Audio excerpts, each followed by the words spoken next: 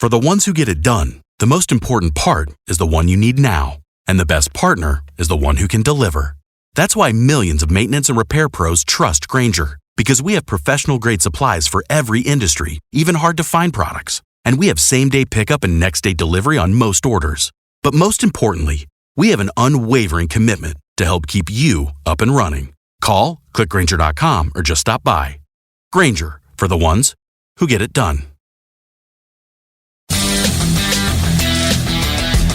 Hey, Warmer from the Low. Welcome to lovely Las Vegas for Jessica Seats with myself, Craig Hughes Peterson, now part of the Beeson Family Podcast. We've got an excellent podcast for you.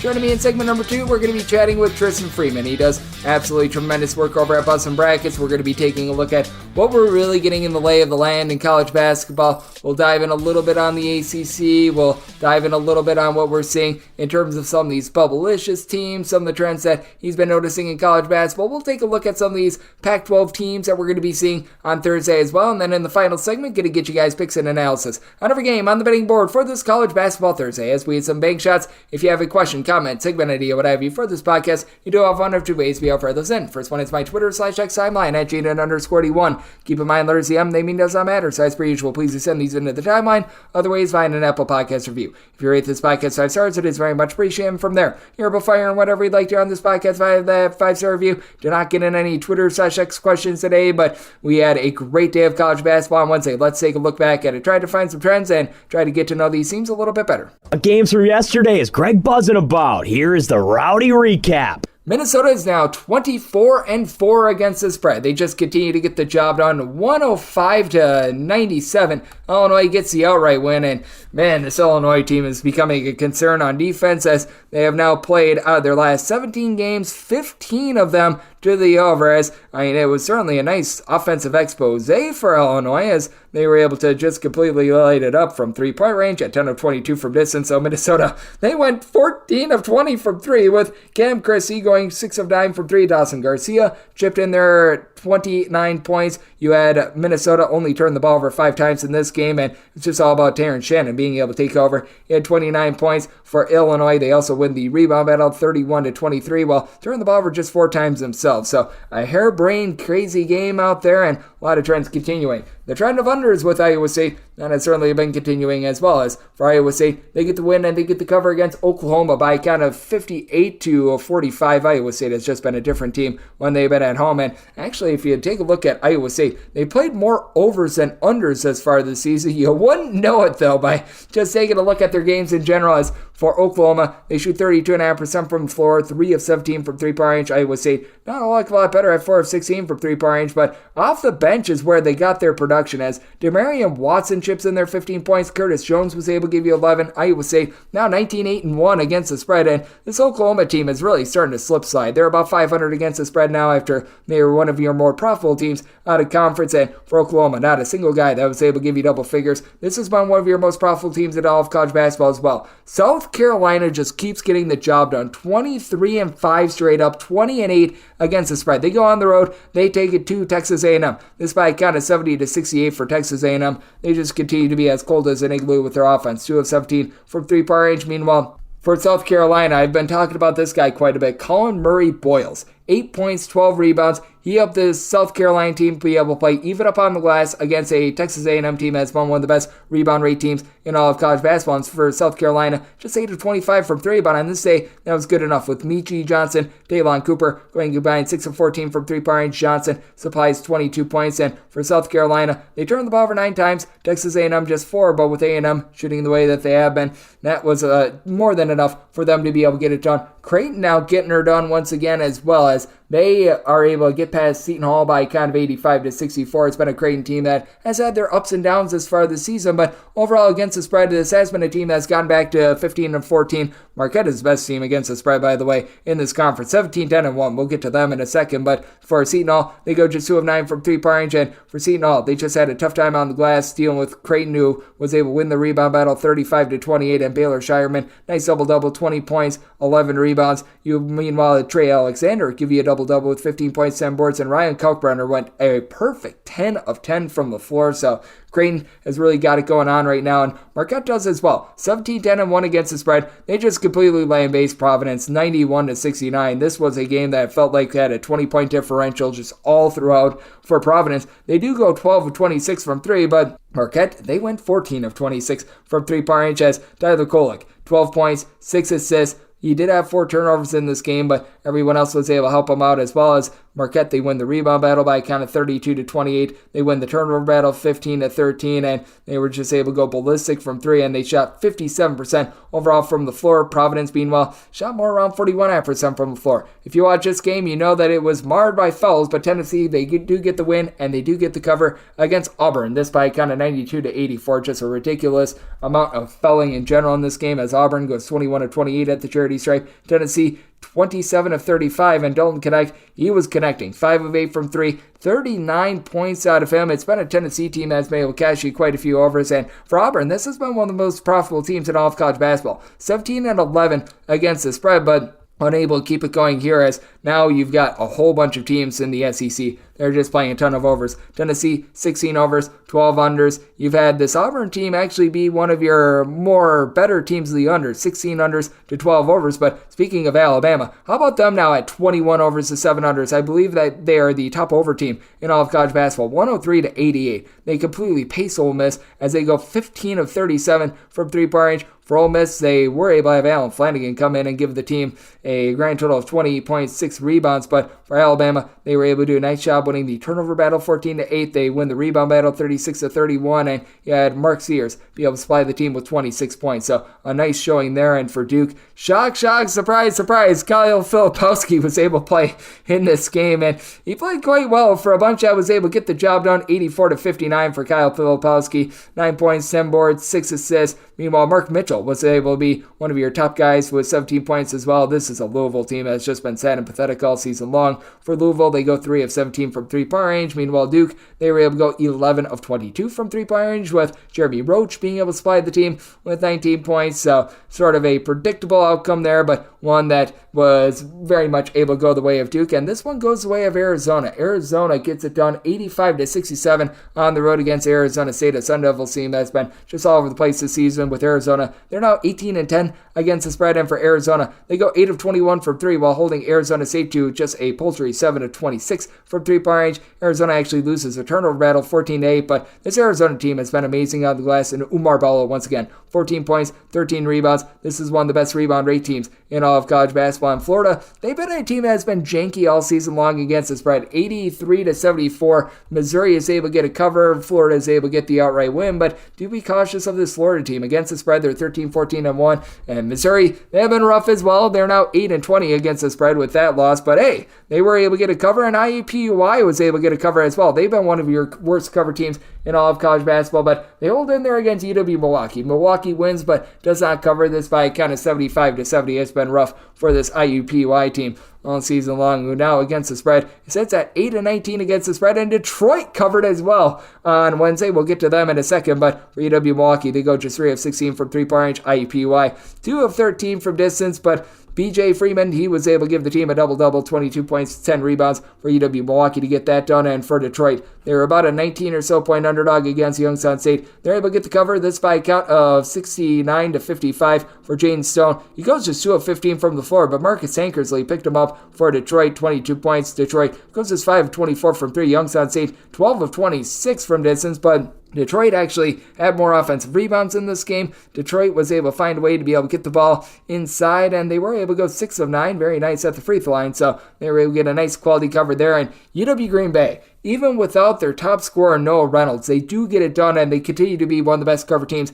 in all of college basketball. 19-9 against the spread. They go on the road, and they went outright against Cleveland State as an underdog by a count of 69-61. This was a bad three-point shooting performance out of both teams. For UW Green Bay, 5 of 23 from 3, 2 of 20 for Cleveland State, but for UW Green Bay, they win the rebound battle by a count of 40-33 as you had Elijah Jones, pile in their 15 rebounds all by himself. And Oakland, they have been a really good cover team out there in the Rising League as well. We did not see them on Wednesday. We'll be seeing them within the next few days. But you also have had just some teams in general that have been a bit all over the place with regards to the mid-majors as well. And one of those teams, that would be Army, who's been playing a lot of unders. But they give up 73 points against American. That was able to cash you an over, and that was able to get that for you as American. They were about a 3 or so point favorite, so not much of a sweat there. This team has been highly profitable all season long. How about the itsy bitsy Spiders of Richmond? They're able to get the win, and they were able to get the cover against St. Louis just by a count of 80-64 for St. Louis.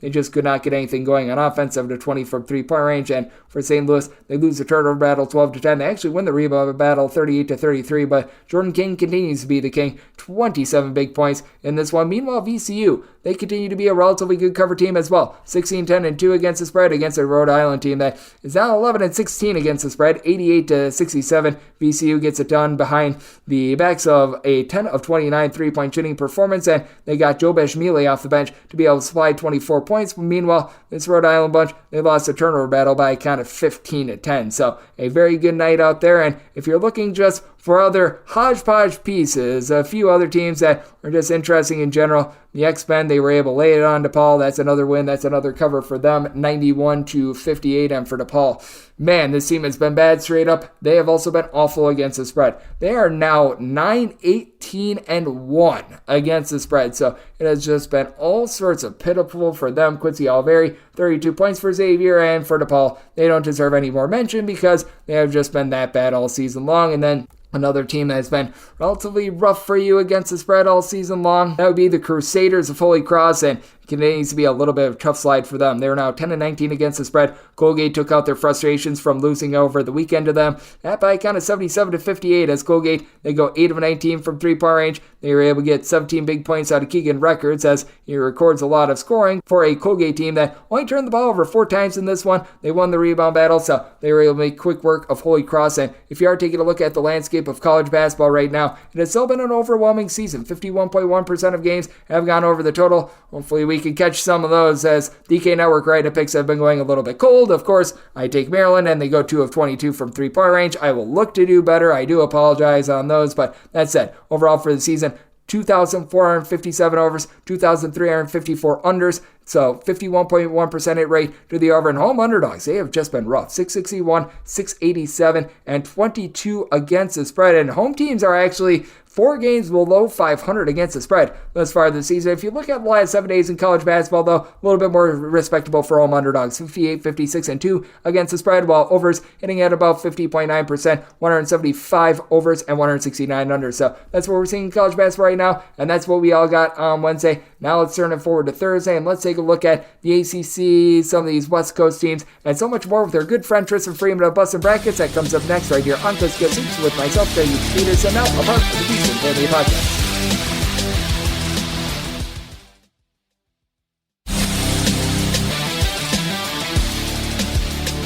And we're back here in lovely Las Vegas for Coast to Coast Hoops with myself, Craig Peterson, now part of the Bustin Family Podcast. It is always great to be joined by this man, Tristan Freeman. He does an absolutely incredible job over at Bustin Brackets, taking a look at this great game of college basketball that we all know and love. I know that he is very hard at work taking a look at just what we're getting in this fine sport that we all know and love. You're able to follow him on Twitter/X at hoopsnut351 all together. And Tristan, it's always a pleasure, my friend. Thank you. Yeah, thank you for having me, Greg. Appreciate it. Thank you for joining me, Tristan. And Tristan, it has been a wild and crazy last few weeks in college basketball. And just, has there been a theme that you've been taking a look at in college basketball? Or are you much like myself, looking at things and feeling like, man, things have been very much all over the place and it's just been in general situational?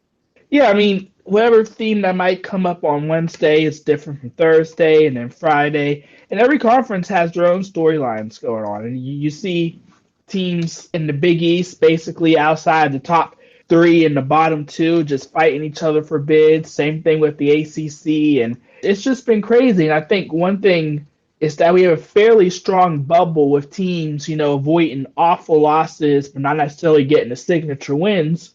And then you still got a few mid-majors trying to stick into it, too. I think we're all looking at Gonzaga in the week they have coming up with San Francisco and St. Mary's.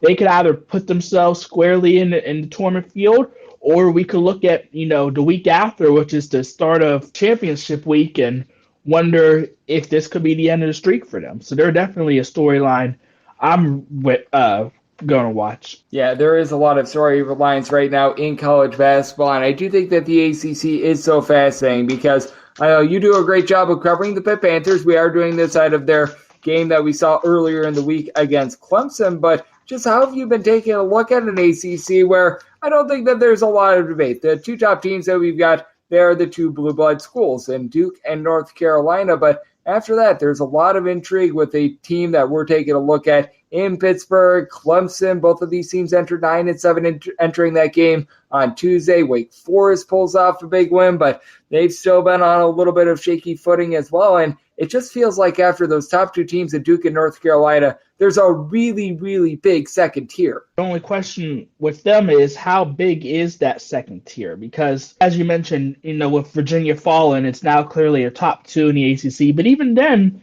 they don't look as dominant. I mean, North Carolina, needed all 40 points from R.J. Davis just to put away a shorthanded Miami team. And then Duke just coming off a loss to Wake Forest. And, obviously Louisville's at the bottom, but Notre Dame and Georgia Tech's been winning games.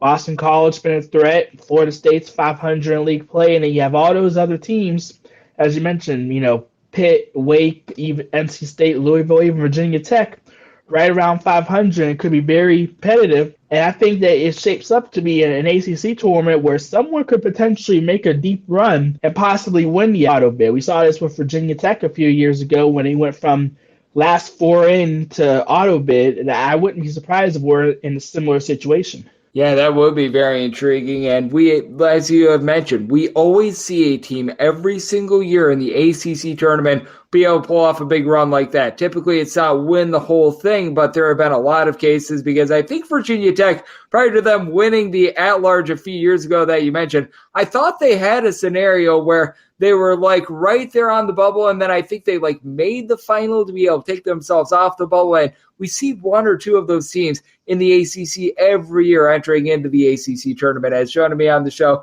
we do have Tristan Freeman, who does such good work over at Bustin Brackets, joining me on Coast to Coast Hoops. And Tristan, I know that you also do a great job in terms of taking a look at these mid-majors, and just how do you take a look at these teams outside the Power Six in terms of perhaps the viability of some of these teams like a James Madison, like an Appalachian State, getting an at-large bid? Because I do think that this year might be a very good year for it with teams out there in the Big Ten, the ACC, the Pac-12, in my opinion, being on more shaky footing than I can remember in past years. Yeah, I mean, we're wondering how many bids these top leagues are going to get. There's still a path for the Big East to only get 3. The ACC only get 3. The Pac-12 could only be a 1-bid league because Utah and Colorado is suffered. And then, we thought, the Mountain West was set for 6 bids, but then here comes New Mexico losing the Air Force of all teams. Now they're in danger, and it's given an opportunity for, teams, as you mentioned, like James Madison, Indiana State. We could put Gonzaga in this category for this year because they're on the bubble. But those leagues are still fairly strong. It's going to be really hard to win out. I mean, these teams can't afford another loss. We saw Drake lose in Northern Iowa. That probably did them, and then they may need to win Arch Madness. With some of those leagues, fighting not to get too many falling off the bubble. It does create opportunities, but again, where are the quad one games going to come? Because outside of Gonzaga and this week, the other power conference teams are really just trying to hope not to slip up and lose to a quad 4 disaster. Yep, absolutely. And I'm so glad they, at the end there, you did mention Gonzaga and the fact that they've got some opportunities coming up. You have to figure if they play against both St. Mary's and San Francisco potentially in the WCC tournament, that would be absolutely massive for them. Heck, even Santa Clara has been able to put together a nice season as well. But how do you take a look at those teams out in the WCC? Because we are going to be seeing them towards the back half of the week. And with St. Mary's, they're one of the more interesting teams to be able to gauge just because their start to the season was oh so disastrous in the first month or so of the season. Ever since then, they have been legitimately one of the better teams out there on the West Coast in all of college basketball. And the defense has remained top-notch as expected in Randy Bennett's system. The scoring they've gotten from not only Aiden Mahaney, but, point guard Marshallonis has really been a breakout star for them. Same with Josh Jefferson at the 4th spot, and Mitchell Saxton's coming off a big week, averaging over 20 points a game and at the center spot. But without Josh Jefferson, their depth can be a bit of concern, especially when the guards aren't scoring. They barely survived San Francisco at home last week, and, we'll assume that they beat Portland on Thursday, but they're going to be at home against the Gonzaga team looking for revenge. And they may not have too much to play for because they're going to lock up the WCC title by Thursday. I think it's a really good opportunity for Gonzaga to get them. I am going to be curious what the Gales do, knowing that they're going to be without a key double-digit scorer for the rest of the way. Yep, and I do think that is so key. Taking a look at these teams that either they're getting right at the right time or, in this case, losing a guy that was able to put in their 10-plus points per contest, because that really does affect you at this point of the season. As Tristan Freeman, he has a positive effect on this show. He does such a good job over at Bustin Brackets. He's joining me right here on Coast to Coast Hoops, and certainly it has been a St. Mary's team that all throughout the season I've become more and more bullish on. And I do want to throw this to you. Just looking at the landscape of college basketball, how teams are playing, are there a few that are coming to mind that either you're really starting to sell on, you're not liking the way that they're entering into the month of March, or are there teams that you're potentially starting to feel a little bit better on and you like what you're seeing out of them right now? Yeah, I can give one on each side. I think one team that I'm feeling high on, even though they lost on Sunday to St. John's, is Creighton, because Stephen Ashworth, the top transfer from Utah State, really struggled early on, but he's picked it up as late, averaging double figures in the last month. So now you have, with the 3 starters that's been playing at an all-league level, now you have Ashworth in the mix. They're going to be really difficult to beat, as we saw with the big upset over number 1 UConn last week. And on the negative side, Dayton's been struggling. And losing on the road, especially in league play, isn't shameful, but they've lost to all the good teams in the league. George Mason, Richmond, VCU. They're squarely in the tournament field, so that's not the issue. But now, if they don't take care of business, they could slide down to an 8 or 9 seed and sort of ruin the advantage they put themselves in after a great non-con. They got Loyola Chicago on Friday on the road. That's a massive game for them. Even though it's quad 2, because the Ramblers non-con struggles really put them back, it's still going to be a nice game on a national stage for them to prove that, hey, we're a legit top 25 team and that we can make some more noise in March. If they lose it, then who knows how good they really are. Yeah, but I do think that is an absolutely massive game and a conference that, it has been one of the most interesting ones all season long. I've talked about this a little bit on the podcast. It feels like every single time you could be looking at a 2-bid or 3-bid Atlantic 10, those contenders, they just stub their toe in. What do you make out of teams not named Dayton in the Atlantic 10 and their hopes of being able to get to the NCAA tournament? Because outside of Dayton, I would say Richmond has been the best team within the conference here in conference play, but I don't know if they did enough out of conference to be able to put themselves in at-large consideration. No, and the problem for the A-10 is that the 3 more disappointing teams, UMass and St. Bonaventure and St. Joe's,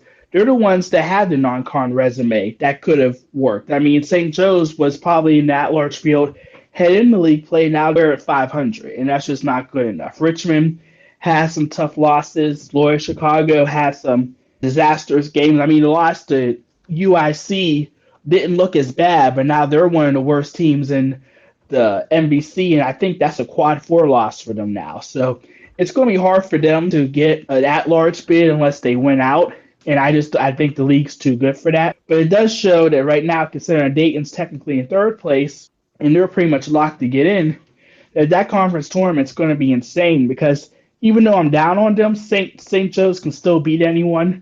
Duquesne's shown it can be competitive. George Mason. From the quarterfinals on, it's going to be a really hard battle.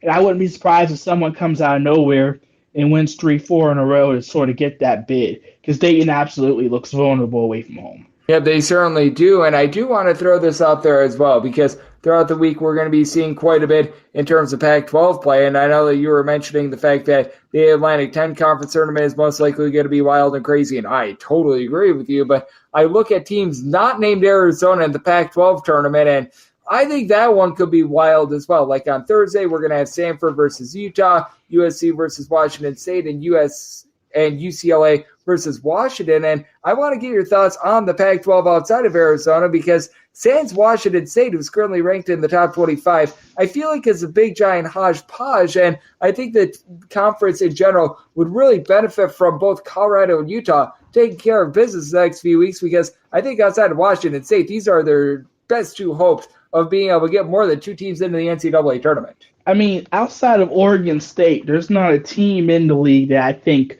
couldn't make a run. I mean, even Arizona State and Washington are two teams that still has talent. They haven't put it together, and they probably can't win 3 in a row, but they can knock off anyone, including Arizona. It's an incredibly interesting league because there is talent, as you mentioned, with Utah and Colorado, but for some reason, these teams, they beat on each other too much. It's going to make for a very interesting tournament. I mean, UCLA, up until this past week, was playing better than any of them. And they're a team that, we're so far back, they have no shot in that large bid.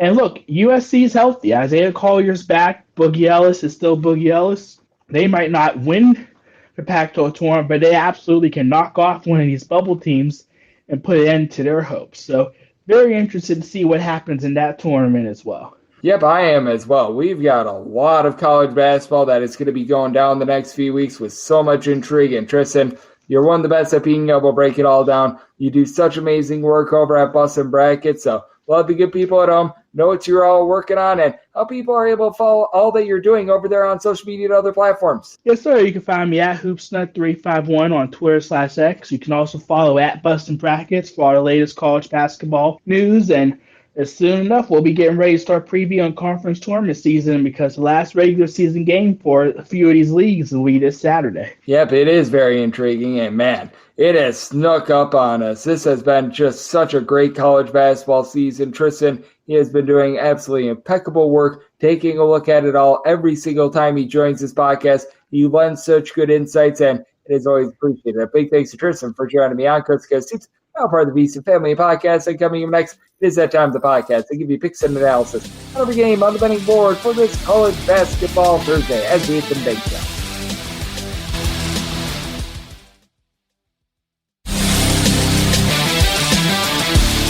And we're back here in lovely Las Vegas for Coast to Coast Hoops with myself, Greg Hoops Peterson, now part of the Bustin Family Podcast. It is always great to be able to get Tristan Freeman aboard. He does such good work over at Bustin Brackets, taking a look at this tremendous game that we all know and love of college basketball. Every single time he joins this podcast, he lends really good insights, and did so once again today. So big thanks to him for joining me in the last segment. Now it is that time of the podcast. I give you picks and analysis on every game on the betting board for this college basketball Thursday as we hit some bank shots. Games from yesterday is Greg buzzing about. Here is the Rowdy recap. Do note that as per usual, any changes that are made to these plays will be listed up on my Twitter/X timeline at Juden_D1, and we are going to be going in the last rotation order. This is where we go with the games with 3 digits on the rotation first, and then those games with 6 digits on there, those are going to be the games involving the smaller conferences like the Patriot League, the MEAC, the SWAC, the Atlantic Sun, the Northeastern Conference. Those are going to be the games at the bottom. So let's get things started with 763-764 on the betting board. It is Nebraska on the road facing off against Ohio State. The Ohio State University is a favorite of 2.5 points. Your total on this game, it is 143.5. I'm going to be taking a look at Nebraska. I set my line at a 2. So I did set Ohio State as the slightest of slight favorites, and I do think that we need to give Ohio State a little bit of a bump ever since they canned Chris Holtmann and they went on the Diebler train. They have been playing some much better basketball, and the defense has been much more crisp as well, but you still do have your question marks with regards to how they're going to be able to perform moving forward, as it has been a little bit all over the place for Ohio State. In 3 games under the tutelage of Mr. Diebler, they pull off that win against Purdue 73-69. They give up 88 against Minnesota, and then they go on the road and they give up 57 to Michigan State. So it's been a little bit rhymeless and reasonless. They are going up against a Nebraska team that, in their own right, they have given up 70 points or fewer in each of their last 4 games, but this has been a pretty high-powered offense with Casey Shomanaga being one of the best knockdown scorers that you're going to find in the game. 14 points per contest, shooting 37% from 3-point range, and late in the game, you do have a Nebraska bunch that overall they shoot 76% at the free throw line, with out of their top 5 scorers, 4 of them shooting at least 82.5% at the free throw line, and you do have a pair of defenses that they can be quite shaky. Both of these teams are well outside the top 85 with regards to points allowed on a per possession basis, and both of these teams have been giving up the 3 quite a bit. Now, for Ohio State, you do have someone in Felix Oparo down low. He's able to give you 7 boards. He's able to chip in there multiple blocks, but now has to go up against Rink Mass, who's got all sorts of versatility, 13 plus points. He's able to put on there 6 boards, is able to pop some threes. And for Nebraska, their 3-point shooting defense, not great, not terrible on the road. They allow opponents to shoot 33.5% from 3, and they do go up against an Ohio State team that they overall are 3rd and 4th in the country with regards to opponents' 3-point shooting percentage. Nebraska does shoot about 36.5% from 3-point range in a roadside shoot court environment. You've been able to have some good production out of Bryce Williams, who's been able to give you about 13 points, 6 boards per contest, so do like what he's been able to bring to the table. And for Ohio State, they do a nice job taking care of the ball. They only turn the ball over about 10 times per contest. They themselves also shoot 76%, and the free throw line, each of their top 3 scorers do shoot at least 82% at the free throw line, with James Battle shooting 44% from 3, but it's really the only out of their top 6 scorers that shoot above 33% from 3. That includes Dale Bonner with that big 3 against Michigan State, but overall for the season shooting about 28.5% from 3-point range. Do give Ohio State a little bit of a bump here because they're at home, but here at the 2.5, I'm going to be willing to take the points with Nebraska in what I think is going to be a nip and tuck game, and I do think we're going to see some good shot making. I set my total 146. I'm looking at the over, and I'm willing to take the points with Nebraska. 765, 766 on the betting board. It is Campbell, and they hit the road. They're facing off against Charleston. Charleston is a favorite of 16 points with your total 155. I did set my total 151. I'm going to be looking at the under. This Campbell team continues to be one of the slowest teams in all of college basketball. Now, they are going up against a Charleston bunch that they're looking to run and gun at. Charleston, a top 115 team in terms of total possessions per game, and they've been very efficient with their offense. Top 55 team with regards to points scored on a per possession basis. Campbell, they're a little bit more of a slug, 277th in all of college basketball in terms of total possessions per game, and just because you play slowly doesn't mean that you play good defense. Campbell, exhibit A on this. In terms of points allowed on a per possession basis, they're 266th in the country, but for Campbell, they're actually giving up fewer points per possession when they're on the road rather than when they are at home. That's a big reason why I did set this number at a 13, and you do have one of the most dominant takeover guys in mid-major college basketball on the side of Campbell. That would be Anthony Delarosa. He has been absolutely tremendous, being able to supply 19.5 points, 6.5 boards. He throws in there a few assists with Larinas Vesterius being able to give you about 3 assists per contest, and they go up against a Charleston team that they don't have that one heat check guy like that, but they do have a trio of Ante Brazovic, Ben Burnham, Rain Smith. They combine for 36 points per contest, and with Charleston, it's a whole is greater than the sum of its parts approach. You pretty much have a 10-man rotation of guys that all see at least 10.5 minutes per contest. For Charleston, they're not a great 3-point shooting team. They only shoot about 34% from the outside, but even though they play at a relatively fast tempo, they're a top 35 team with regards to fewest turnovers on a per possession basis. Only turned the ball over about 10 times per contest. It's a Campbell unit that played that harebrained double overtime game against UNC Wilmington, which I'm sure is warping their defensive numbers and their offensive numbers, as that was a game that was harebrained, that was all over the place as well. Prior to that, they had scored fewer than 70 points in their previous 2 games. And for Charleston, defense has been able to come to the forefront a little bit for this team. Not saying it's been amazing, but 73 points or fewer surrendered in each of their last 5 games. They're not generating steals the way that they have in past years, and both of these teams are going to leave themselves a little bit prone to giving up the 3 ball, especially this Campbell unit on the road. They allow opponents to shoot 36% from 3-point. For College of Charleston, they're clocking in right around about 127th in the country with regards to opponents' 3-point shooting percentage. Much better at home at about a 31%. So, interesting scenario here. I did set my total at a 151. Now, like I said, with Campbell, they've actually been playing a little bit of better defense when they've been on the road. And I do think that for Charleston, this bunch is going to be able to do an okay job of being able to bottle up Del Rosso. But I think we've gone a little bit too far with this number. I set my line at 13. I'm going to be willing to take the points with Campbell, and I'm going to be taking a look at the under. 767, 768 on the betting board. You don't just get William, you don't just get Mary, but you get both. William and Mary is on the road facing off against Elon, and Elon is a favorite of 4 points. Your total on this game is 143. I did set Elon as a 4-point favorite, so we're going to be waiting upon a little bit of line movement here. I'm seeing a 3 pop up, and at the 3, I would be willing to lay with Elon. It's been an Elon team that has gone gash on defense all season long. Well, outside the top 300 with regards to points allowed on a per possession basis, not the world's worst perimeter defense. They've actually been worse at guarding the arc at home rather than on the road, allowing opponents to shoot 35.8% from 3 at home. That goes to 33.2% away from home, and he faced off against a William and Mary team that has been a bottom 30 team in the country in terms of points allowed on a per possession basis, but William & Mary is able to keep the points down just because they're also one of the slowest teams in all of college basketball. They are well outside the top 300 in terms of total possessions per game. They allow opponents to shoot 36.5% from three-point range away from home, and this Elon team is a team that really makes their hay by being able to knock down threes. Elon as a whole, they are shooting from distance about 35.8% from the outside. Sam Cherry has been your best three-point shooter at about 47.5% from the outside. Now, the team has dealt with an ailment to Rob Higgins. He has been out of the fold since the early part of February, so that does take away one of their big cogs from the perimeter, and he was really the main facilitator. TK Simpkins, with his 3 assists per contest, he's been trying to lead the way ever since then, and ever since we have seen the injury to Rob Higgins, it's honestly not been too bad for Elon on a defensive perspective. They have given up now 72 points or fewer in 3 of their last 4 games. Offense has been suffering a little bit more and scored 73 or fewer ever since he went out of the fold. Meanwhile, it's a William & Mary team that is having an almighty struggle being able to put points up on the board themselves. This team has not been able to break the 70-point plateau in any of their last 5 games, but I do think that this could be a prime spot for them. You've got Glenn Dorsey, Trey Moss, combining for about 27 points per contest. Dorsey shoots 36% from three-point range, and it's a William & Mary team that overall, they only shoot about 31.5% from the outside, and you do have a pair of teams that they're leaving something to be desired on the glass. William & Mary, in terms of their overall rebound rate, they're checking in about 243rd in all of college basketball, and for this Elon unit, they're about 305th, so they've had their issues on that front, but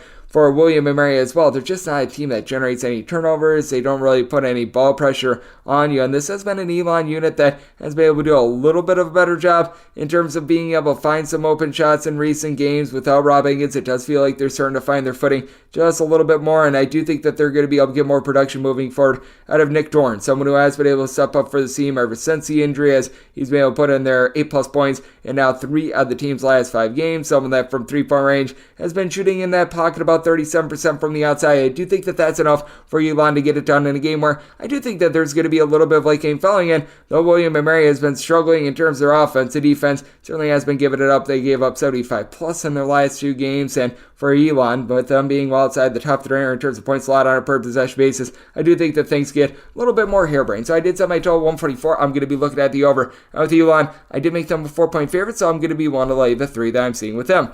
769, 770 on the betting board. Hampton is going to be on their home floor. Playing goes to Monmouth. Monmouth is a road favorite between 5.5 and 6 points, with your total on this game between 152.5 and 153.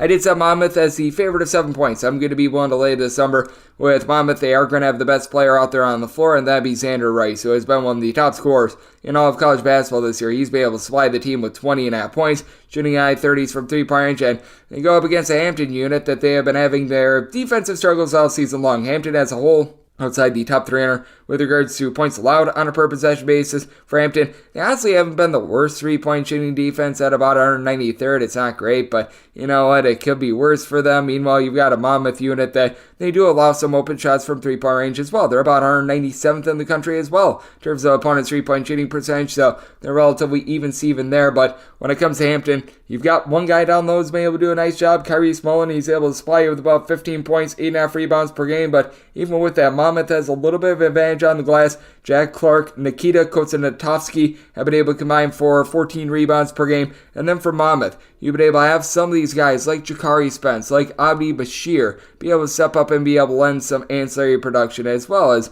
these 2 guys shoot north of 37% as a collective. They've been able to combine for about 13 or so points per contest. With Spence, he's been able to give you about a steal and a half per contest for a Monmouth team that they are well outside the top 150 with regards to points allowed on a per possession basis, but they've been playing a little bit of better defense recently. 67 points or fewer surrendered in 2 out of their last 3 games, while the offense, it has been mucho caliente. They've been able to score at least 80 points in 3 of their last 4 games, going up against a Hampton unit that they've been all over the place with regards to their offense. 72 points or fewer scored in 4 of their last 5 games, with the lone exception being the 73 that they put up, and as a matter of fact, this team has been held to 73 points or fewer in each of their last 8 games. Now, they've been able to get much better facilitation recently out of their main guy from a season ago, as last year they were able to get really good production out of Jordan Nesbitt, who hasn't been quite the scorer that he was last season. Last season, 14 points per contest. This year down to about 11.5, but he's now been able to give you about 4.2 assists per contest, not shooting it from three-point range. Well, as Hampton as a whole, they do shoot about 32.5%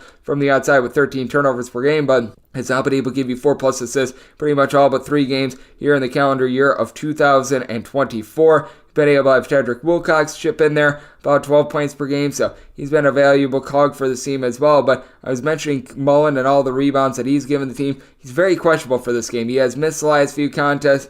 I would say more likely than not he's going to be out of the fold, and even if he does play in this game, you do have to figure that he's going to be a little bit less than 100%. So Javon Benson, who's been able to give you about 5 rebounds per game, he figures to be the top rebounder in this one. Now, credit where credit is due. Last 2 games for him, filling in for Mullen, a combined 25 rebounds and 4 blocks. So I honestly don't think that's too big of a drop-off for Hampton, even though he's been leading the team in points and rebounds. It's just a case where someone needs to be able to get those numbers. But I do think the Monmouth going to be able to do a relatively okay job from the inside. Not saying that this team is going to be amazing by any stretch of the imagination, but they do a better job of being able to generate turnovers than this Hampton unit. And with Hampton, even though they've been an okay team at being able to guard the 3-point arc, and even though they had someone in Mullen that was giving you north of 8 rebounds per game, they have been just getting completely tattooed down low. Hampton 316th in all of college basketball with regards to opponents' 2-point shooting percentage.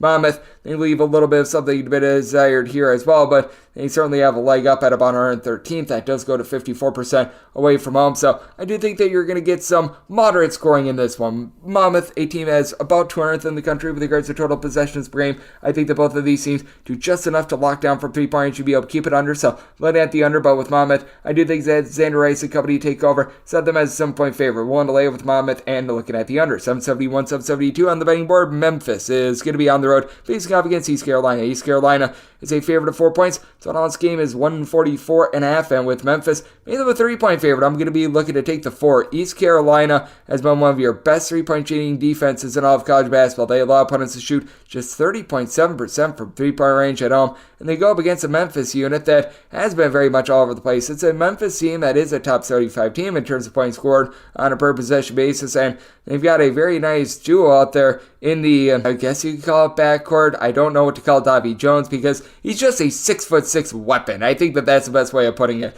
21.5 points, 7.5 boards, shooting 40% from 3-point range, and then Javon Quinterly is your main point guard, 5 assists, 13.5 points, shoots 35% from 3. These guys have been incredible. It's been incredibly rough, though, as a Memphis defense. Well outside the top 100 in terms of points allowed on a per possession basis, and away from home, allowing opponents to shoot 36% from 3-point range, and it's a Memphis unit that has been well outside the top 110 with regards to the rebound rate as well. This despite the fact that they get Nequan Tomlin in the fold. You got an East Carolina team that should be able to maintain there. They're about 186th in the country in terms of rebound rate, with having R.J. Felton, Brandon Johnson being able to supply a combined about 15 or so rebounds per game. Felton is your main scorer with 16.5 points per contest, shooting 35% from 3, and then Johnson coupled with Ezra Uzar. These two guys are combining to shoot about 36.5% from 3-point range. Between the two of them, you'll be able to get about 25.5 points per contest. And for East Carolina, they do a nice job taking care of the ball, about 10.5 turnovers per game. And this is a Memphis unit that they still do turn the ball over about 13 times per game. And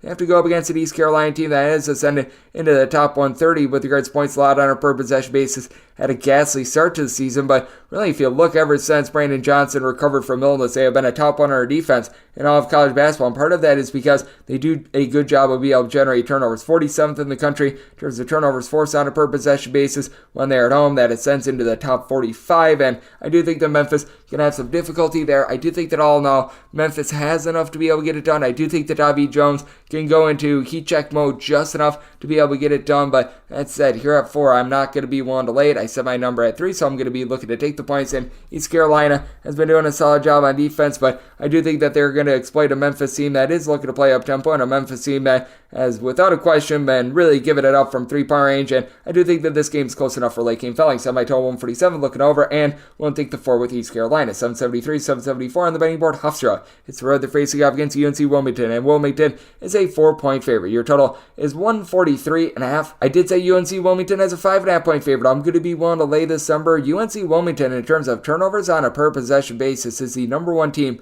in all of college basketball. Now, they are leaving quite a bit of something to be desired on the defensive side of things.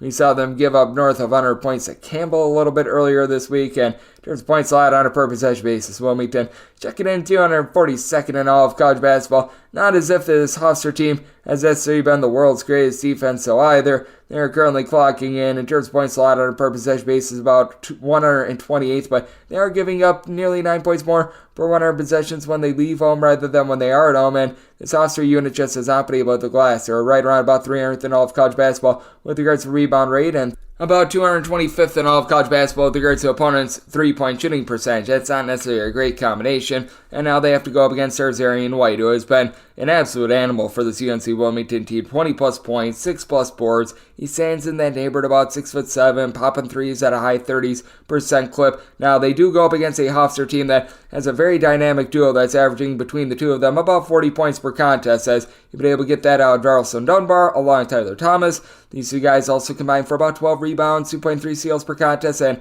Dunbar shooting 39.5% from three-point range.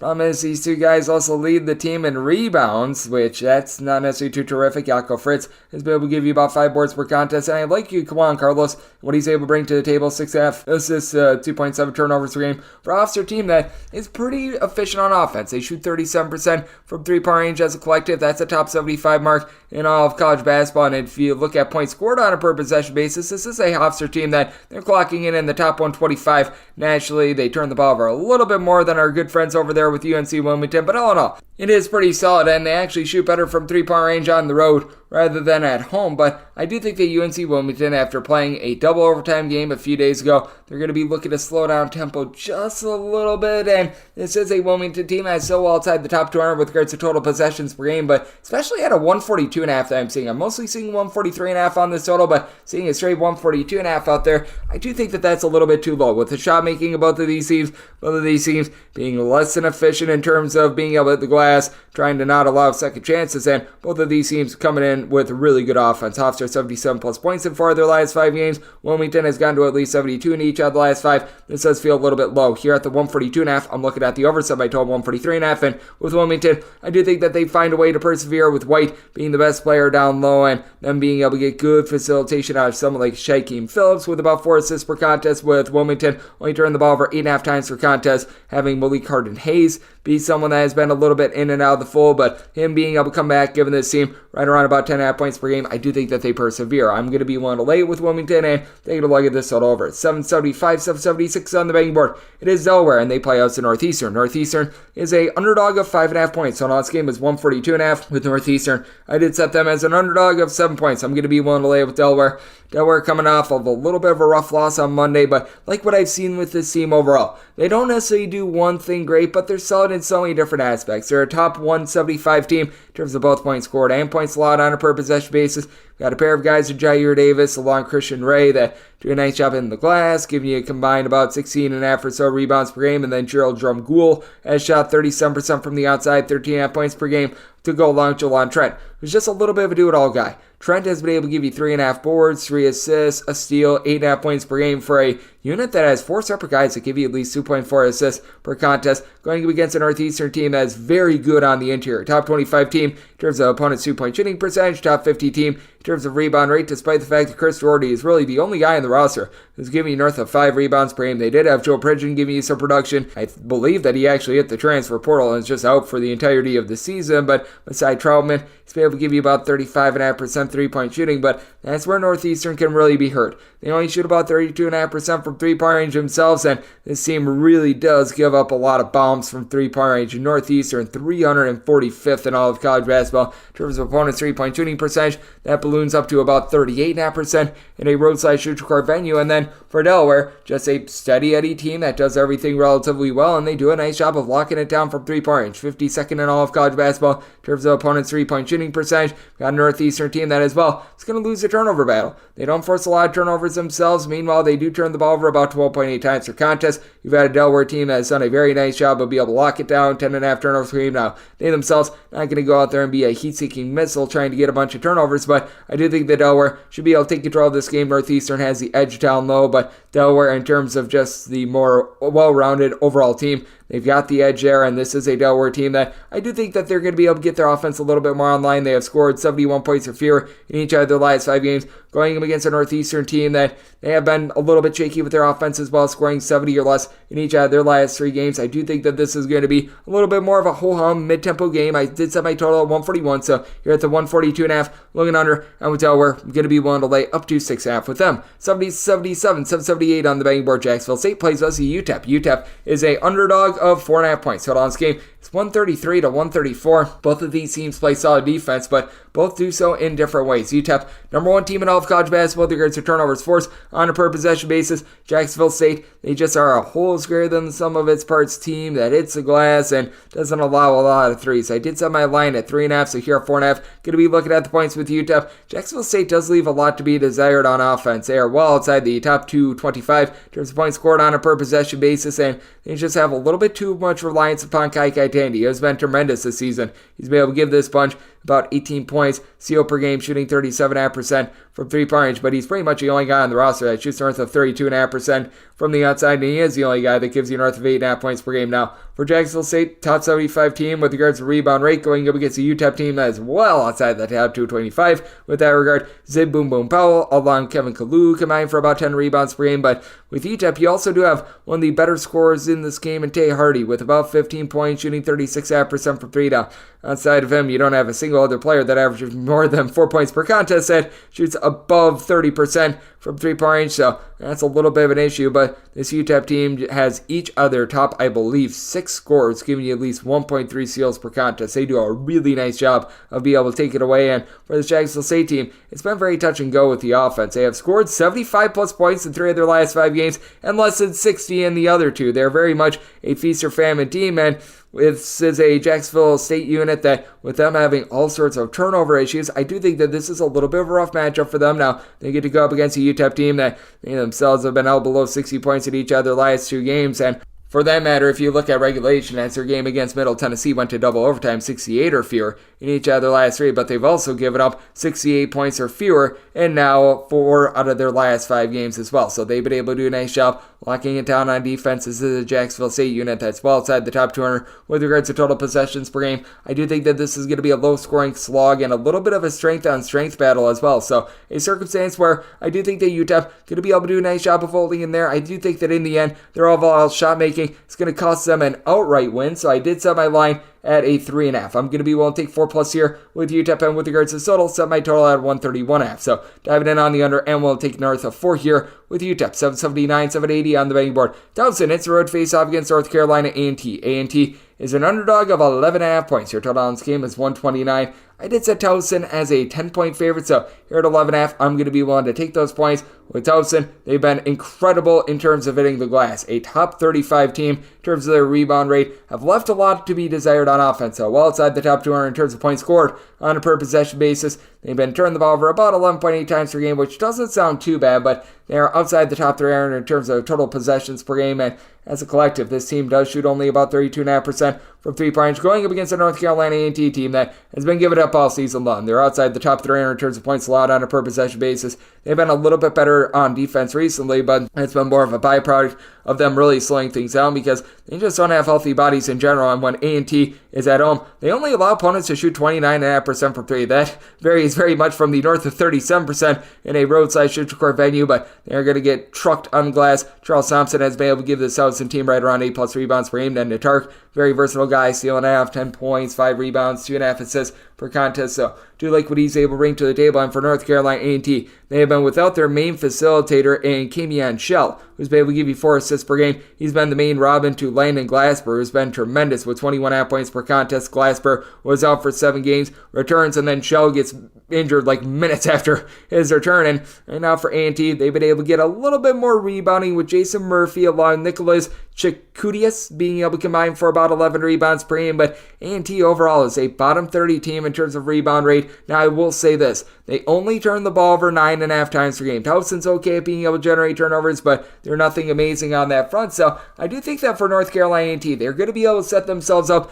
with opportunities. They've been a bad knockdown shitting team all season long, but you have also got a Towson unit that they've had a tough time with their offense as well, scoring 61 points or fewer in 3 of their last 5 games. I do think that this is going to be a sloppier game, despite the fact that A&T has been rough with their defense all season long. They have now given up 80 plus in 3 of their last 5 games, but I do think that they're going to be able to keep things out in front of them. Did set my total at a 130. I think that Towson is going to be approaching 70 here, and I do think that they do just enough to be able to get this total over against an A&T team that certainly has been getting cash on the interior, so I'm going to be looking at the over, but north of 10, going to be also looking at the points with A&T. 781, 782 on the betting board. It is Drexel, and they play us at Stony Brook, and Stony Brook is a underdog of 9 points. So on this game between 139 and 139.5. I made Drexel a favorite of 7.5 points. I'm going to be willing to take the 9 with Stony Brook. Stony Brook very silently has covered darn near 2/3 of their games thus far this season, and it's a Stony Brook team that they do a nice job of not beating themselves. They're not a flashy team.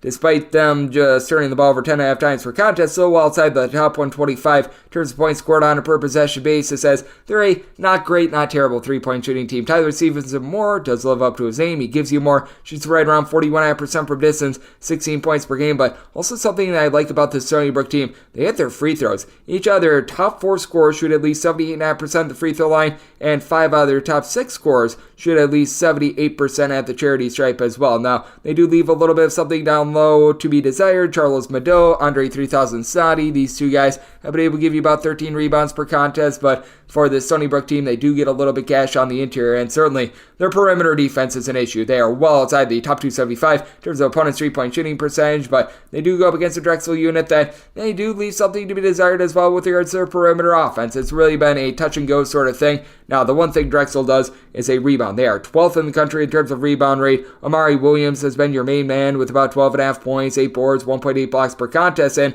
you have been able to get a little bit more outside shooting of the ancillary guys like Meda Koros, Luke House for Drexel are combining for about 38%. 3-point shooting, they combine for about 14.5 points per contest, and then Justin Moore does give you more, 3.5 assists, 12.5 points per contest, but this is a Drexel unit that it's really been just touch and go in terms of this offense all season long. You don't know what you're going to be able to get out of them night in and night out. They've been able to get to at least 70 points in pretty much all but 1 out of their last 5 games, but this has been a team that's been able to lock down on defense all season long. Top 75 team with regards to points allowed on a per possession basis, but they do now have to go up against a Stony Brook team that has been able to get to at least 75 points in 4 of their last 5 games as well. Both of these teams are not really looking to gut it. As a matter of fact, you've got a Drexel team that is well outside the top 300 with regards to their total possessions per game. So I do think that things are going to be a little bit more mundane in this one. Drexel, a top 75 team in terms of opponent's 3-point shooting percentage. So I did set my total 135.5. I do think that Drexel going to have a little bit of an issue trying to put the ball in the basket, but I do think that Stony Brook going to get locked down as well. But Stony Brook with their backcourt and them not turning the ball over does just enough to hold in there. So going to be taking a look at the points with Stony Brook, set them as a 7.5 point dog, and with setting my total at 135.5, looking under 783, 784 on the betting board. Morehead St, they play us to Southeast Missouri State. SEMO is an underdog of 19 points. In your total on this game, it is 141 to 141.5. Did set my total 134.5. I'm looking at the under. I just flat out don't think that Southeast Missouri State does their part with this total. Southeast Missouri State has been rough in so many different aspects, except for one. The one place where Southeast Missouri State has been somewhat okay, they're 75th in the country in terms of opponents' 3-point shooting percentage, and away from home, that's a top 80 mark. They're allowing opponents to shoot 31.9% from the outside. They do go up against a Morehead State team that's going to dominate on the glass. Morehead State, top 50 team with regards to rebound rate, and Morehead State, to their credit, they've been able to do a nice job guarding the arc as well. They're 64th in all of college basketball in terms of opponents' 3-point shooting percentage, going against a Southeast Missouri State team that has Rob Martin, who's been able to supply about 11.5 points per contest. He's really the lone guy that's able to give you consistent scoring in the backcourt. Josh Early has been able to give you 5 rebounds per game, but they just don't stand a chance against Riley Minix, who's been under the radar really good. 20.5 points, 9.5 boards, and then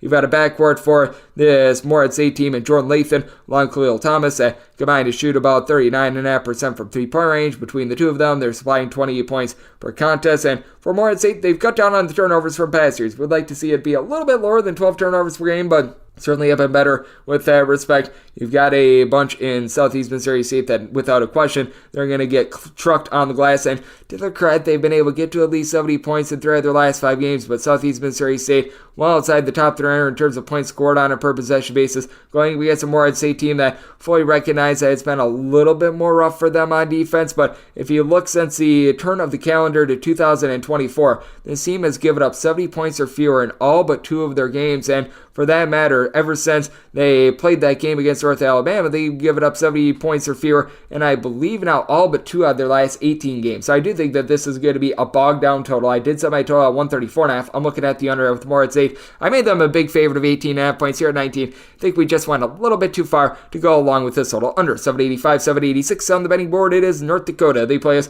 to South Dakota State. South Dakota State is a pick'em / a 1-point underdog in some spots. Total on this game is anywhere between 149 and 150. Seeing South Dakota State as a 1-point favorite in other spots as well. And on this rather pick'em line, I'm looking at South Dakota State. I did set them as a 2.5-point favorite with South Dakota State. This team is just so efficient with regards to their offense in terms of just finding good wide open looks, and they've really slowed themselves down this year. South Dakota State is outside the top 250 in terms of total possessions per game. They still have their kryptonites on defense. They allow opponents to shoot 36.5% from 3-point range. They are well outside the top 250 in terms of points allowed on a per possession basis, but this is the South Dakota State team that can shoot with the best of the mid-majors in all of college basketball. 35th in the country in terms of points scored on a per possession basis, only scoring 1.5 points fewer per 100 possessions at a roadside shoot court venue rather than at home. If you look at just road and neutral court numbers, this is a top 15 offense in all of college basketball, going up against a North Dakota unit that has really been able to have a nice run out here in the Summit League, but they still do have some shakiness with their perimeter defense, especially at home.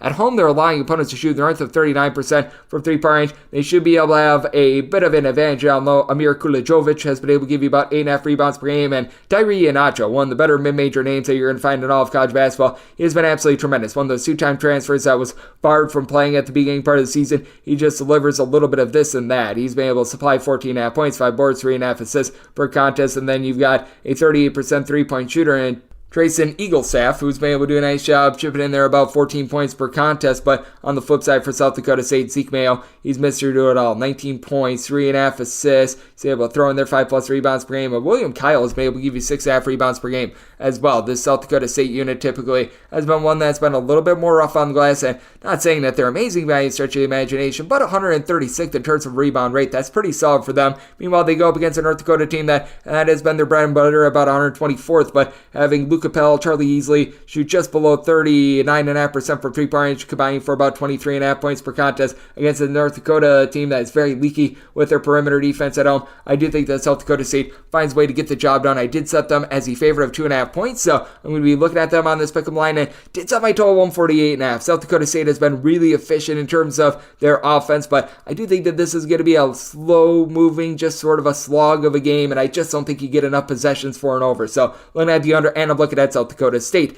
787, 788 on the betting board. Omaha, it's a road face-off against St. Thomas. St. Thomas is a 7.5-point favorite. Your total on this game, it is 142.5 to 143. Since St. Thomas is a 6.5-point favorite, I'm looking to take 7+ here with Omaha. Omaha's actually done a halfway decent job of being able to take care of the ball. Less than 11 turnovers per contest, going against a St. Thomas team that is a top 140 team in terms of points scored on a per possession basis, mainly due to the fact that they make the most out of every possession. They shoot about 35% from 3-point range, with Ricky Anthony being the headliner guy, 12.5 points. Seal and half shoots 46.5% from 3-point range. And then Parker Jorkland has done a nice job, 13 points, 4.5 rebounds per game. Both of these teams do leave quite a bit of something to be desired on the glass, as Nebraska Omaha is about 249th in the country in terms of rebound rate, and for St. Thomas, they're about 269th in the country, with nobody giving you north of 4.6 rebounds per game. Jorkland along with Reed Anthony, I mean, these are the only two guys that give you north of 3.6 rebounds per game, but do like what I'm seeing out of Brooks Allen, 6.5 points, shoots about 35.5% from 3-point range, and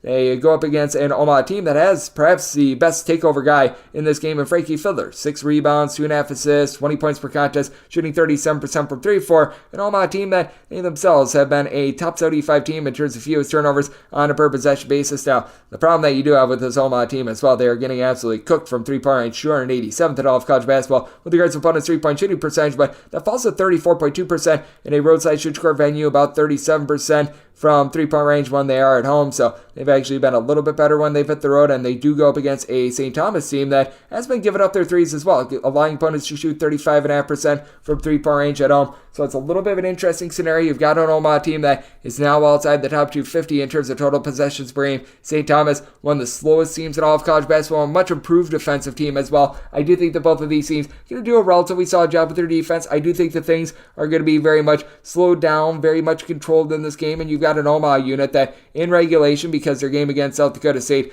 that was one that went to overtime. So if you look at regulation and regulation, only 73 points of fear in each of the last three games, going up against a St. Thomas team that they themselves have been able to do a relatively okay job with regards to their defense, allowing 65 or fewer in 3 out of their last 7 games. So did somebody total 138.5. Looking at the under end with 7+, going to be willing to take the points with Omaha. 789, 790 on the betting board. North Dakota State, they are going to be on the road facing off against South Dakota, and South Dakota is a underdog at home of between 1.5 and 2.5 points. Your total on this game going to be getting that at a 146.5 to a 147.5, and I did set South Dakota as 1.5 point favorite. I'm going to be looking at them outright on the money line. Now, if you do have an issue with South Dakota, this team has been getting destroyed from three-point range. They allow opponents to shoot about 36% from three-point range, but that does fall off to 32.8% from three-point range at home in a roadside court venue that does shoot up to about 38.5% from the outside. But also with South Dakota, they're a top 175 team in terms of their rebound rate. Liat Thione, he's been able to do a really nice job. He's supplying this team with about 9.5 or so rebounds per game. And now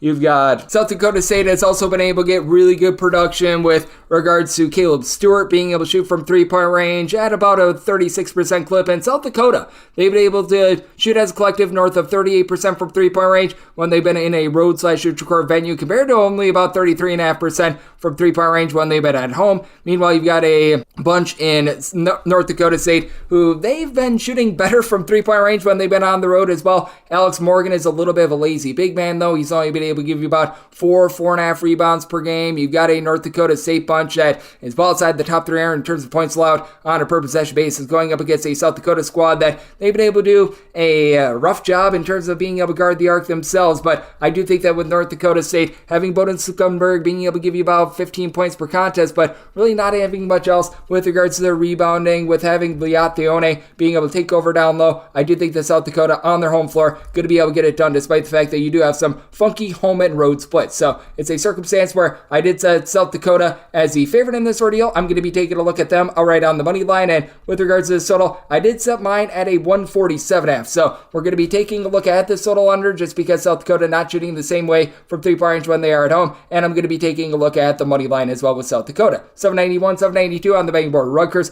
they're going to be playing us in Michigan. Michigan does find themselves as an underdog of 7 points. Your total on this game, it is 137.5. With Rutgers, I did set them as a favorite of 5 points. I'm going to be willing to take the points with Michigan. Now, with Michigan, it's been all over the place and up and down for them, because with this Michigan unit, you've been having in and out of the fold Doug McDaniel. He has been dealing with that suspension where he's only suspended for road games, which I do feel like is one of the strangest things that we have seen in college basketball in quite some time, but he should be good to go in this game. He's been able to give you 16 points per contest, but you're going to be dealing with Olivier Kamwa being out of the fold. He's been dealing with a little bit of an injury, and with Olivier Kamwa, he was able to do a nice job being able to supply this team with right around about 7.5 or so rebounds per game. You've got a Michigan team, though, that is outside the top 3 with regards to points allowed on a per possession basis, going up against a Rutgers team that they have been a top 20 team with regards to their points allowed on a per possession basis, and they give up about 18 points fewer per 100 possessions at home rather than in a road/court venue. But I just don't know if they're going to be able to do their part with regards to being able to cover this number, with them shooting 29% from 3 and 67% at the free throw line.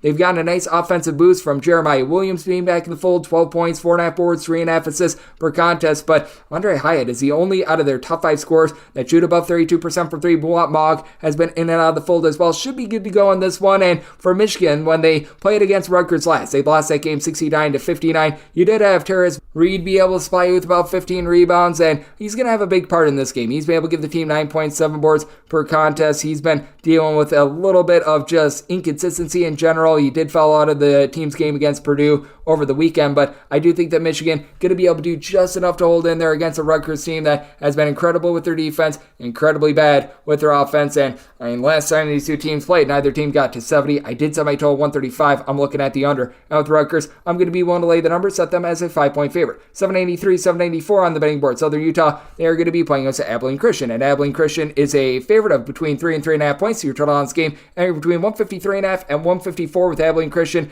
I did set them as a underdog of just 2 points. I'm going to be willing to take the points. Abilene Christian has been rough with regards to their rebounding all season long. This Abilene Christian team, with regards to their rebound rate, they're outside the top 300, but you've got Ali Abdu-Debo, who's been able to give you about 15.5 points per contest, and Arion Simmons, who's been a double-figure scorer as well for an Abilene Christian team that all of a sudden, they've been able to get it going. It's been a little bit of a rough season for them, having lost 15 games, but now they've been able to win each of their last 4 games, including a nice win against Grand Canyon. They continue to be a top 40 team with regards to turnovers forced on a per possession basis, going up against a Southern Utah team that has been very herky-jerky with regards to three-point shooting defense. They allow opponents to shoot 35.2% from three-point range at home. That actually goes down to 32% when they're away from home. In Southern Utah, they have been well outside the top 200 with regards to rebound rate. Parsa Falah has been able to give you about 6 boards, 13.5 points per game, but other than him, you haven't been able to get a lot of production down low with the Southern Utah team. It has been a case where Dominique Ford has been your main scorer with about 16.5 points per contest, shooting 35.5% from 3, but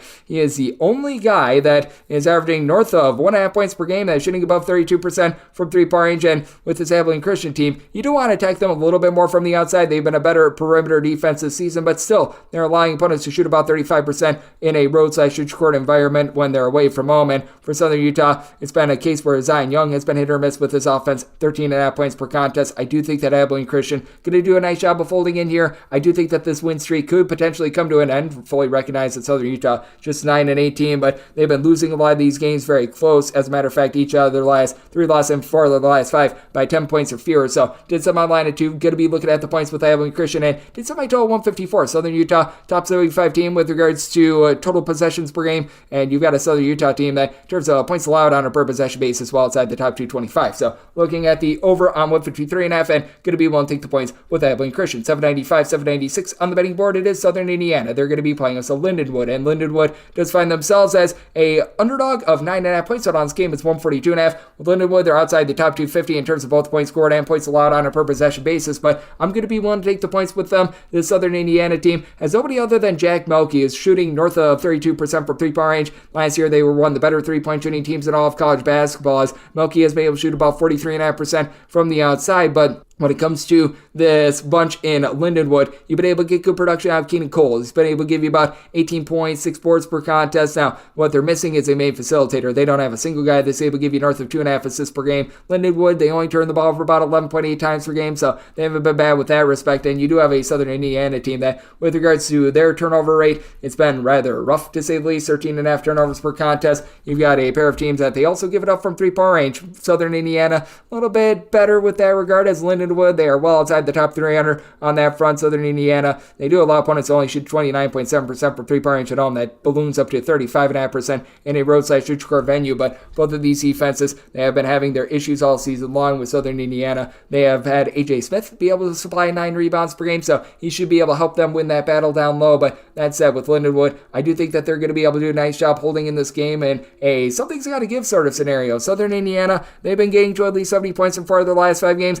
Lindenwood has been playing a lot of games of leisure recently, but I did set my total 144.5. I think that there's the potential for this game to be close enough for late game filling, so I'm looking at the over. And with Lindenwood, I'm going to be willing to take 9 or more with them. 797, 798 on the betting board. Eastern Illinois hits the road they're facing off against Western Illinois. Western Illinois does find themselves as a favorite of 6 points. Your total on this game are between 132.5 and 134.5. With this total, I did set mine at a 126, so I'm going to be looking at the under. Both of these teams have been top 10 teams in all of college basketball with regards to their under percentages. Meanwhile, with Western Illinois, I did set them as a 6-point favorite. I'm seeing a 6.5 out there. That would be my buy point on Eastern Illinois. Eastern Illinois has been a top 100 team in all of college basketball with regards to turnovers forced on a per possession basis. They are currently dealing with an injury to their top rebounder, though. Cooper Jacoby is out for the entirety of the season, so that is very costly for them. Meanwhile, you've got a bunch that has been able to do a nice job of being able to just not turn the ball over in general, while Western Illinois, they're turning the ball over 13 times per contest. Western Illinois in the bottom 75 with regards to turnovers on a per possession basis, and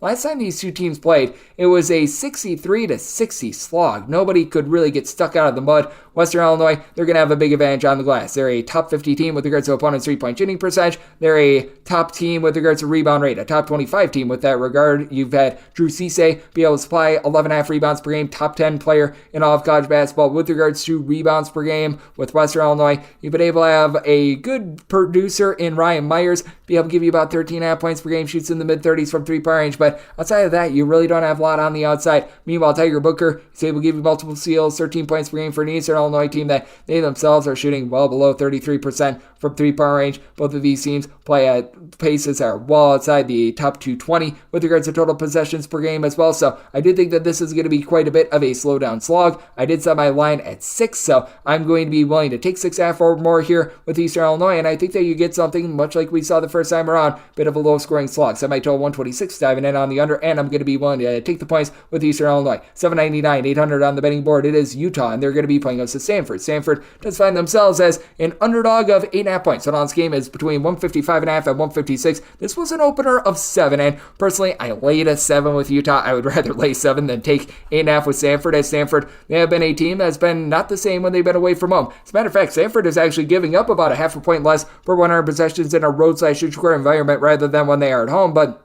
it's a offense that they're averaging more like 18 points fewer per 100 possessions when they're away from home. They're only shooting about 34% from three-point range away from home, north of 40% when they're at home, and they're still dealing with the injury to Jared Bynum. But this Utah team, they've been very inconsistent themselves. They really see a nice bump with their defense, so when they do return home, they're giving up more than 20 points fewer per 100 possessions at home rather than in a roadside shoot-score venue. And when it comes to this Utah unit, you saw Brandon Carlson, who's done a nice job being able to supply 16 points in that neighborhood, about 7 boards per contest, and he shoots in the mid-30s from three-point range, and despite dealing with the injury to Raleigh Worcester, Davion Williams, he has stepped up in a big way. 6 assists, 12 points per contest, shoots in the mid-30s from three-point range. Worcester has not been seen since mid-January. I expect him to be out once again. And Gabe Madsen, he's been able to shoot about 39% from three-point range for a Utah team that my biggest trepidation with them on this line right now is the fact that they shoot less than 65% of the free throw line. That is one of the worst marks in all of college basketball. Utah does a much better job guarding the perimeter at home rather than on the road. They allow opponents to shoot 38% from three-point range away from them, more like 32% when they are at home. And with this Stanford unit, they have been really rough in terms of their three-point shooting defense as well, 292nd in all of college basketball, but it's actually been a little bit better when they've been away from home. Like I said, I personally laid a 7 with Stanford early on. Here at the 8.5, though, that would be my buy point on Utah, and with Stanford being a little bit better defensively on the road and much worse offensively on the road, I did set my total 154. So looking at the under, I personally laid 7 with Utah. Here at 8.5 for more, that is my buy point on Stanford. 801, 802 on the betting board. Tennessee Tech, it's a road face-off against UT Martin. UT Martin does find themselves as a 11-point favorite. Your total on this game is 151 to 151.5 with UT Martin. I did set them as a favorite of 13 points. I'm going to be willing to lay the number with UT Martin. This bunch has been able to do a relatively solid job of locking down from three-point range, a top 130 team with this regard, and they go up against a Tennessee Tech unit that they've just been stuck all season long. Javius Harvey, he's been able to supply the team with about 14 points per contest, and if you look at Tennessee Tech, they're just in general rough. They're not necessarily in one specific category doing an absolutely more awful job than any other of them. They just don't have a lot of guys that they're able to rely upon. Josh Early has been able to give you 5 rebounds per game. Well, at the very least he was, because he's been out of the fold for quite some time. Daniel Egbanui, he's been able to give you about 6 boards per contest, but this team is well outside the top 225 with regards to rebound rate. Meanwhile, you've got Issa Muhammad, Jacob Cruz. These guys are able to combine for about 16 rebounds per game, while Jordan Sears has been able to give you 20.5 points, shooting north of 40% from three-point range for this UT Martin team, and they go up against a Tennessee Tech team that, they're about 200th in the country with regards to opponents' three-point shooting percentage. It could be worse on that front, but this UT Martin team, they've been able to do a nice job overall being able to generate some good offense, 148th in the country in terms of points scored on a per possession basis, while Tennessee Tech 313th with this regard, scoring about 10.5 points fewer per 100 possessions at a roadside shoot-score venue rather than at home. And for UT Martin, about 12 turnovers per game considering their tempo. That's not too bad. Meanwhile, you've got a Tennessee Tech team that they turn the ball over about as many times as well with the Tennessee Tech team as well. They've been having a tough time just being able to get their offense going. 70 points or fewer in 3 of their last 5 games, while UT Martin has gone to at least 77 in each of their last 4 games. So, circumstance where I did set my number at 13, I'm going to be willing to lay with UT Martin. I did set my total at 153. Here at the 152, looking over, and I'm willing to lay with UT Martin. 703, 704 on the betting board. Charleston St, it's a road face-off against Utah Tech. Utah Tech is a underdog of 3 to 3.5 points. Their total on this game is 143.5.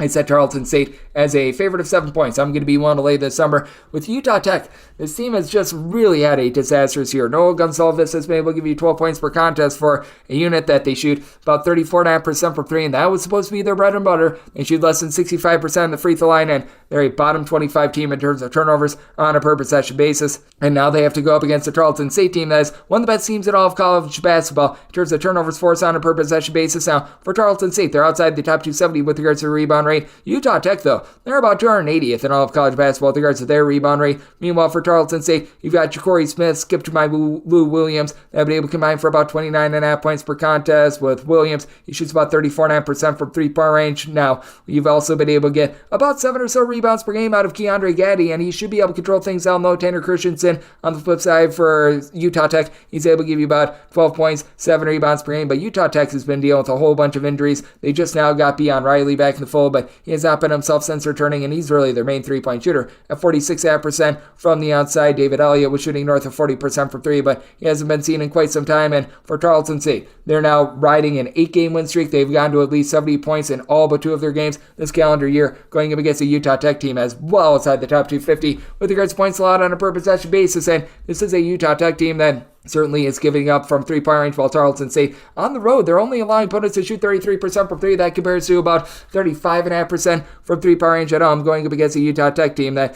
they are allowing opponents to shoot only about 29% from three-point range. So that should be able to keep this game just a little bit more in control. As a result, I did set my total 143 here at the 143.5, looking at the under, and with Tarleton State, want to lay up to 6.5 with them. 805, 806 on the betting board. Tennessee State, they hit the road. They're facing off against Little Rock, and Little Rock does find themselves as a 7.5 to an 8-point favorite. Your total on this game is 146 after 147. I did set Little Rock as a favorite of 7.5 points here at the 8. I'm going to be taking a look at Tennessee State. Tennessee State has been a top 125 team in all of college basketball with regards to their overall just block rate, because they've been able to have download Jason Thibodeau. He's been able to give you multiple blocks, 5 rebounds per game. Now, in terms of their rebound rate, they're outside the top 250. Little Rock is going to have the upper end there, and Little Rock has done a nice job be able to guard the arc as well. They're allowing opponents to shoot only about 31.7% from three-point range, but I do like the overall backcourt that you've got for this Tennessee State team, as you've been able to have Keenan Hodges be able to give you about 10 points, 5 rebounds per game. Cam Brown, he's been able to chip in there about 16 points per contest as well, and they go up against a Little Rock unit that they've got 2 really nice top-flight guards, but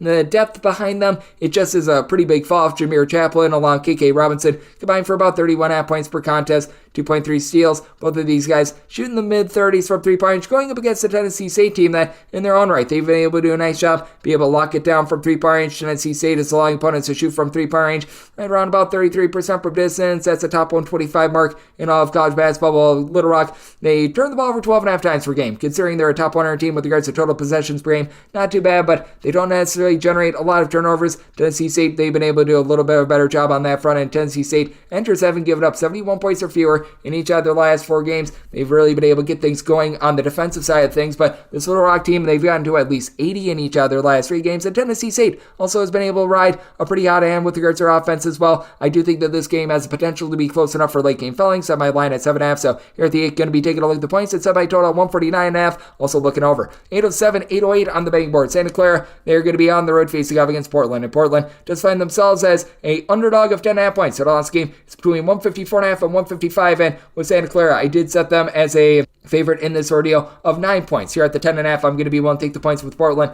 The one thing that Portland has going for them is Tyler Robertson. He's one of the most versatile players that you're going to find on a bad college basketball team, as he's been able to give the team 15 points, 4 boards, 4 assists, and now Tyler Harris, who was out of the fold for like 5 or 6 games a little bit earlier on, he's been able to come back. He's able to give you 7 rebounds per game. Now Santa Clara, they've been able to do a nice job recently, as they're a top 30 team with regards to their rebound rate. You've got Adama Ball, Carlos Marshall, who've been able to combine for about 27 points per contest, and for Santa Clara, you don't have anyone that gives you north of 6 rebounds per game, but you've got Christoph Tilley, Johnny O'Neal, pair of guys that are north of 6'10", combining for about 20.5 points per contest. Both are able to pop threes. Both are able to do a nice job on the interior in general, and for Santa Clara, they've done a nice job in terms of their three-point shooting defense in the top 150 in all of college basketball. Portland, they are in the bottom 300 in terms of points allowed on a per possession basis, but they're giving up more than 15 points fewer per 100 possessions at home rather than in a roadside shoot court venue, and getting back yet to Yamanachi Williams. That's been big for this bunch as well. Now, he's dealing with a little bit of an injury as well, so that does cause things to be a little bit more questionable, which makes it all the bigger that you've got Tyler Harris back in the fold, but Bukase and Masich,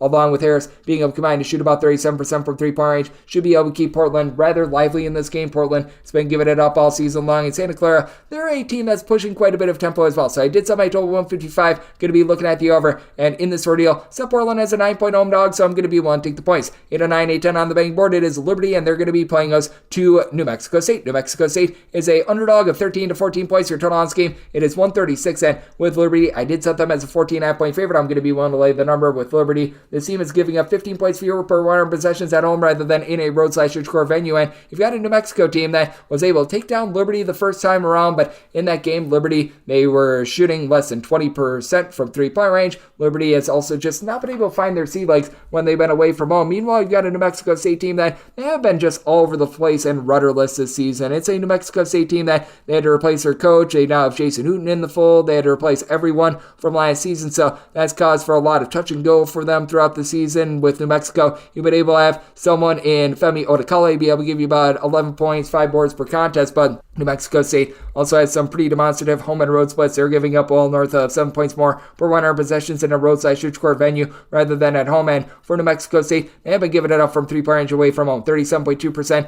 As a matter of fact, meanwhile, for this Liberty team, they are still a squad that has been able to do a nice job of being in the top 125 with regards to their overall offensive efficiency. You've got Kyle Rohde, who stands right around 6'7". He's done a nice job giving the team right around about 13 points. He's thrown in there a few assists per contest as well, and then you're able to couple that with Joe Van Zandt being able to give you about 6.5 rebounds per game. I do think that we should see a little bit of reversal in this game with Liberty being able to right the ship at home, and you've got a New Mexico State team that has failed to get past 70 points in each of their last 5 games, going against a Liberty unit that has been very much all over the place with regards to just their overall style and the way that they take so many threes. I did set my total at a 134.5. I'm looking at the under. I just flat out don't think that New Mexico State does apart with this total, and with Liberty, set them as a 14.5 point favorite. Want to lay the number 811, 812 on the betting board. Weber State is playing us to Northern Colorado. Northern Colorado is a underdog of 5 points. Total on this game is 151. You've got two very good scorers in this game. You've got St. Thomas on the side of Northern Colorado. He's been a do-it-all sort of guy. He's been able to supply the team with right around about 20 points, 8 boards, 4+ assists per contest. Though Jaron Riley has come in, he's been able to give the team 5 assists, and then DeJure Reeves has also been able to do a nice job supplying this team with about 14 to 15 points per game. It's a little bit of a top-heavy team, but you've got some help now for him. Meanwhile, Steven Verplanken has been able to shoot about 40% from three-point range, shipping in their double figures along with Billy Threat to help out Dylan Jones, who's been able to give this Weber State team 18 points, 10 boards. It's a Weber State team that's outside the top 125 in terms of points allowed on a per possession basis and opponent's three-point shooting percentage, but they play rather slow and control, while Northern Colorado is in the top 125 with regards to total possessions per game. It is a Northern Colorado team that certainly has been struggling in terms of their defense, in terms of points allowed on a per possession basis, outside the top 275, and they're outside the top 300 with regards to opponent's three-point shooting percentage as well. But this has been a Northern Colorado team that has been the more beastly offense. Weber State, they have fallen to now being, in terms of points scored on a per possession basis, right around about 70th in all of college basketball. They're able to average about 13 points more per 100 possessions at home. Meanwhile, Northern Colorado, 57th in the country in terms of points scored on a per possession basis, only scoring 1.7 points fewer per 100 possessions when they leave home. But I do think that with Northern Colorado being able to do a relatively solid job on the glass, them not turning the ball over in general, really both of these teams being able to keep things clean, I do think that you get a nice high-scoring affair in this one. Set my total 152, so looking at the over, and I do think that Northern Colorado going to hold in there. Last time these two teams played, Weber State at the road, they got the job done on a night where Northern Colorado just was very cold from three-point range. I do think that those shots fall this time around, looking at the over and the points with Northern Colorado. 813, 814 is a DK Network right to pick, as you've got UC Davis, and they're going to be playing us to Hawaii. Hawaii is a 2-point underdog, seeing some 1.5s out there as well. Total on this game is 139.5. My right up here is going to be on UC Davis. I'm willing to lay up to 5 with them. This UC Davis team has been able to do a very solid job in terms of being able to generate turnovers. They're a top 40 team, as a matter of fact, a top 25 team in all of college basketball in terms of turnovers forced on a per possession basis, going against a Hawaii team that's 272nd in all of college basketball with regards to percent of possessions that end in a turnover for them. Now, with Hawaii, Noah Coleman has been able to do a nice job. He's been able to supply this team with, in that neighborhood, about 13.5 points per contest. And down low, this Hawaii team, their rebound rate, it's not great, it's not terrible, but they just aren't generating anything on the offensive glass. 302nd in all of college basketball in terms of percentage of missed shots that result in an offensive rebound, despite the fact that you've got someone like a Bernardo da Silva giving you about 6 rebounds per game. Justin McCoy shoots well from 3, 13 points, 37% three-point shooter with about 6 rebounds per game. But for UC Davis, they're going to have the top scorer out there on the floor, and that would be be Elijah Pepper. Elijah Pepper, he's been able to give this team 20 points, about 4.5 boards. He has been much like myself with the DK Network Grade picks, cold in his last 3, as he has scored 10 points or fewer in all 3 of those games, but I do think that he's going to be able to heat up here. He's been able to shoot it relatively well from 3-point range for a UC Davis team that they're about 225th in all of college basketball. The regards to rebound rate, they've had Ty Johnson be a really nice ancillary scorer, being able to chip in there about 17 points per contest, and last time these two teams played on February 10th, Hawaii won that game by a count of 87-70, but they shot 12 of 20 from 3-point range. Now they go up against a UC Davis team that is allowing opponents at home to shoot 31.7% from 3. Hawaii does a good job locking down from 3 themselves. They're allowing opponents to shoot less than 31% from the outside. That said, with this Hawaii team, they are also going up against a UC Davis bunch that they don't necessarily attempt a lot of threes. UC Davis is about 225th in the country in terms of percentage of points that do come from 3, so their non-reliance on them just neutralize a little bit of the edge that you have there. And for UC Davis, having guys like Kane Milling and company being able to step up, I do think that UC Davis is able to get their revenge this time around. Did semi-total 137, both of these teams outside the top 200 with regards to total possessions per game. And UC Davis, they're also a team that's outside the top 300 with regards to a percentage of their possessions that end in a turnover. So I do think that the sloppiness leads to an under semi-total 137, but my DK Network right to pick going to be willing to lay the number with UC Davis, made them a 5-point favorite. 8-15, 8-16 on the betting board. Idaho, they play us to Montana State. Montana State is a underdog of 1.5 points, so on this game is 142. Made Montana State the favorite of 2.5 points. I'm going to be looking at them outright on the money line with Montana State. You've been able to get really good production out of Robert Ford III. He's been able to do an absolutely amazing job being able to give this team 15 plus points, 7 plus boards. He's only 6 feet tall, by the way, and he should start with 40% from 3 while being able to generate multiple turnovers per game. Meanwhile, on the flip side, you've got a Idaho team that has been outside the top 300 with regards to opponents' 3-point shooting percentage, outside the top 250 in terms of points allowed on a per possession basis. Quinn Danker, he's been able to give you about 13 points, 3.5 assists per contest, but it's an Idaho team that they really lack a lot of pizzazz with regards to their offense. They are shooting more than 15 points more per 100 possessions at home rather than in a roadside shoot court environment. But Brandon Walker, Brandon Garaki, these two guys, they've been able to combine for about 27.5 points per contest for Montana State, and Garaki has been able to shoot 35% from 3. And all in all, Montana State does shoot about 35.5% from the outside. They don't see too much of a fall off when they're away from home, going up against an Idaho team that just all season long it has been rough for them in terms of their defense. Idaho does a good job of being able to take care of the ball, while Montana State does turn the ball over about 12 times per contest. But Montana State, a top 75 team with regards to turnovers force on a per possession basis, I do think that is going to win out. I do think that Montana State, with themselves being able to do a good job on the glass against a guy in Julian Mims, who gives you 7 rebounds per game, but is the only guy for Idaho that is giving you north of 4.5 rebounds per game, I do think that they get it done. I do like Montana State outright on the money line, and I did semi-total to where I'm going to be taking a look at the over. Semi-total 144.5 with both of these teams being well outside the top 200 with regards to points allowed on a per possession basis. So looking over and at Montana State on the money line, 8-17, 8-18 on the betting board. Montana, they're facing up against Eastern Washington. Eastern Washington is a favorite of between 5 and 5.5 points on this game, 155.5 to 156. I did set my total 155. We've got a Montana team that is in the top 50 with regards to points scored on a per possession basis, but also in the bottom 50 in terms of total possessions per game, going against an Eastern Washington team that is scoring about 18 points more per 100 possessions at home rather than in a roadside shoot court venue, with having a pair of guys in Cedric Howard, along with Ethan Price being able to supply about 28 points per contest, and both are versatile big men that shoot above 35.5% from 3, and for that matter, for Eastern Washington, everyone that's averaging at least 3.4 points per contest shoots at least 34.7% from 3-point range, going up against a Grizzlies team that has Aiden Moody. He's been able to give you about 15.5 points, shoots 36% from 3-point range, and for Montana, you've had Lalau okay, be able to do a nice job being okay on the glass, give you about 7.5 rebounds per game, and really ever since Bunny Williams has been out of the fold, this Montana team has been able to do a relatively solid job in terms of getting their offense cooking. Montana also about 137th in the country with regards to their rebound rate, only turned the ball over about 10 times per contest. Both of these teams have been relatively efficient on that front, and for Eastern Washington, their team that's about 115th in all of college basketball with regards to their rebound rate. Coward has been able to give you about 7 boards per contest, but for Eastern Washington, I do think that they've got a really nice, just versatile distributor in Elias Mangusan, who he only gives you about 3 points per contest, but is just a really good designated passer with 4.5 assists per game. He's been a guy that's been able to show some really good offensive just prowess in general and good moxie. You've got a Montana team that they've been able to show a little bit more on defense recently, giving up 73 points or fewer in 4 of their last 5 games, but this Montana team, they certainly do give it up from the outside in terms of opponents' opponent's three-point shooting percentage. They allow opponents to shoot 39.6% from the outside, going against an Eastern Washington team that they do allow you to shoot about 36.5% from three at home, even though I do think that there's going to be a lot of shot making in this game. I just don't think we get enough possessions for and over. Last time these two teams faced off, they were unable to get to a combined 150, so did set my total 155 looking at the under. And with Eastern Washington, I do think that on their home floor, they're going to be able to knock down enough threes to be able to cover this number. Set them as a 7-point favorite, going to be willing to lay it.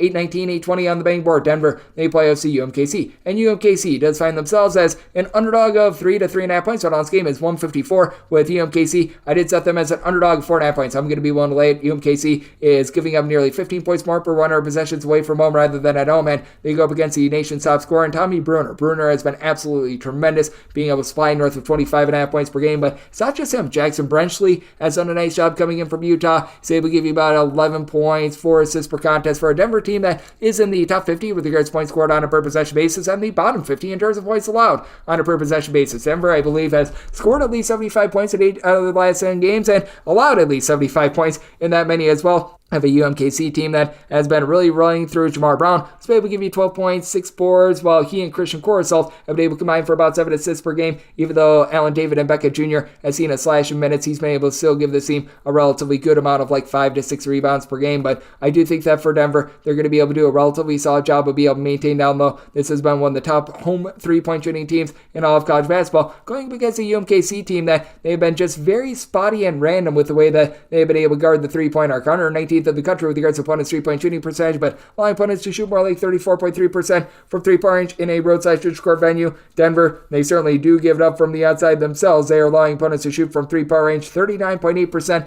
on their own floor. I do think that this is going to lead to a nice high-scoring expose where both teams are going to be approaching 75 plus. I did set my total 154.5 here at the 154 looking over, but I do think that Denver just flat out shoots UMKC. I'm going to be willing to lay up to 4 with them. 821, 822 on the betting board. Idaho State plays us to Northern Arizona. Northern Arizona is 7.5 to an 8-point underdog. Your total on this game is 140. I did set my total 139.5. I'm going to be looking at the under with Idaho. They're outside the top 300 with regards to total possessions per game, and though the defense has been less than efficient, they are well outside the top 250 with regards to points allowed on a per possession basis. I do think that you're just not going to be able to have enough for an over because Northern Arizona has been a good perimeter defense. Top 100 team in all of college basketball in terms of opponents' 3-point shooting percentage. Carson Basham has been able to give you 12.6 boards per contest. He's been big because Carson Tout, the main rebounder from a season ago for this Northern Arizona squad, he's been out of the fold all season long. Meanwhile, you've been able to get some relatively good production out of Liam Lloyd, who's been able to dole out right in that neighborhood about 3.5 assists per contest. He's been able to supply the team with nearly 13 to 14 points per game, but Northern Arizona has been well outside the top 225 in terms of points scored on a per possession basis, while Braden Parker, 15.5 points, a block, a steal per contest, shooting in the mid-30s from 3-point range for Idaho State, along with Malik Harrington being able to give you 5 assists per game. That's been big. Miguel Tomley, he's able to shoot about 38% from 3-point range, but if you want to attack this Northern Arizona team, you have to do so inside. They're well below the top 225 with regards to opponents' 2-point shooting percentage, especially in a roadside stretch court venue. And for Idaho State, they just really don't get the sort of boost that you'd expect from them being at home from their defense. Idaho State overall, in terms of their points allowed on a per possession basis, 268th. They're only giving up about 7.5 points fewer per 100 possessions when they're at home rather than in a roadside stretch court venue. And for Northern Arizona, they're about 285th with this regard as well. But I just don't think you get enough possessions in this game. And though both of these teams are rough with regards to their defense,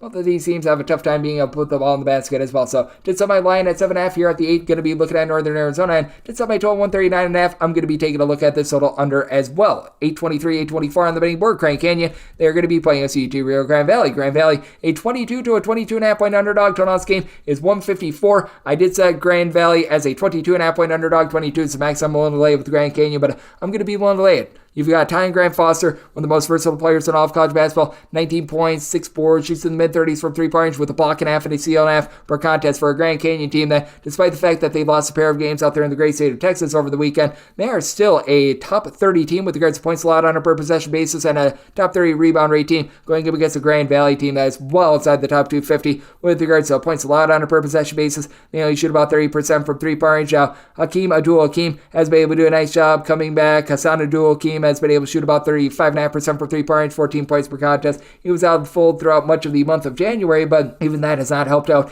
a Grand Valley team that is turning the ball over about 14.5 times per contest. Duke Brennan down low for Grand Canyon, along Gabe McLaughlin are combining for about 13 rebounds per game. McLaughlin is able to shoot it well from three, and for Grand Canyon, they've just got a lot of nice role players, like Javon Blackshear was a good scorer for the team last season. Now he comes off the bench, shoots about 45.5% from three-point range, and for this UT Rio Grande Valley team in a roadside shoot court environment, they do allow opponents to shoot about 37% from three. I just flat out don't think that Grand Valley is going to be able to do their part with regards to this total. I recognize that Grand Canyon has given up 70 plus in each of their last three games, but for this Grand Valley team, 70 points or fewer in each of their last three games, and I do think that Grand Canyon gets back to basics, and after they lost that pair of games over the weekend, they come out angry. So set my line at a 22.5, willing to lay up to 22 here, and set my total 152.5. Also looking at the under 825, 826 on the betting board. Loyola Marymount, they're going to be playing us to San Diego, and San Diego just find themselves as an underdog of 7.5 to 8 points. Your total on this game is 147.5 with Loyola Marymount. They've been playing with 6 scholarship players last few weeks, so I did set my line at 6.5. I'm going to be willing to take the points. Tom Harris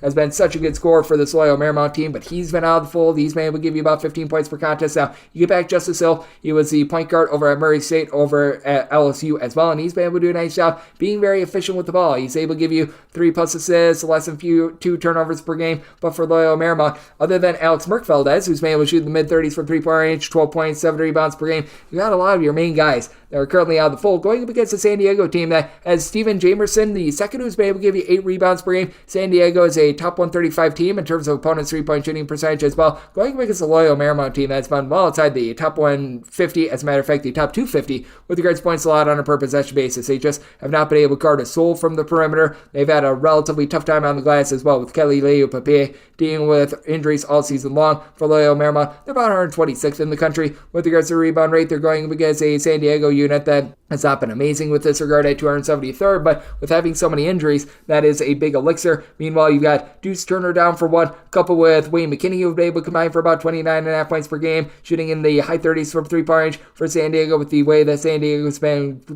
guarding the perimeter and the way that Loyola Marymount has just not been able to generate offense with all the injuries that they have sustained. They've scored 65 points or fewer in 3 of their last 5 games. I do think that's going to be a little bit tough for them, but for Loyola Marymount, along with the injury front, they also have been giving it up quite a bit more as well. So I did set my total 115.5. It's a good old situation. Something's got to give. Both of these teams have been rough with their defense all season long, and San Diego is a team that's not afraid to run. So did set my total 115.5, looking at the over, and with the Mount, I did set them as a 6.5 point favorite. I think this game is going to be close enough for late game felling, so looking over and looking at the points with San Diego. 827, 828 on the betting board. It is Seattle. They play us UT Arlington. Arlington is a underdog of between 6 and 6.5 points. Drawn's game is 146 and 146.5. With Seattle, I did set them as a favorite of 6 points. So here at the 6.5, I'm going to be willing to take the points with UT Arlington. Seattle has been an amazing team with their defense. They are in the top 40 nationally with regards to points allowed on a per possession basis, and a top 65 team with regards to rebound rate. UT Arlington, though, they've got a pair of guys in Shamar Wilson along with DeJuan Gordon, who are able to combine for about 17 rebounds per game. Gordon has been able to give you about 13 points per contest, and with Philip Russell in the fold, this offense has been much more efficient. Now, they're still outside the top 325 in terms of turnovers on a per possession basis, but Russell has given out about 4 assists and 2.5 turnovers per game, shoots 35% from 3, 13.5 points per contest.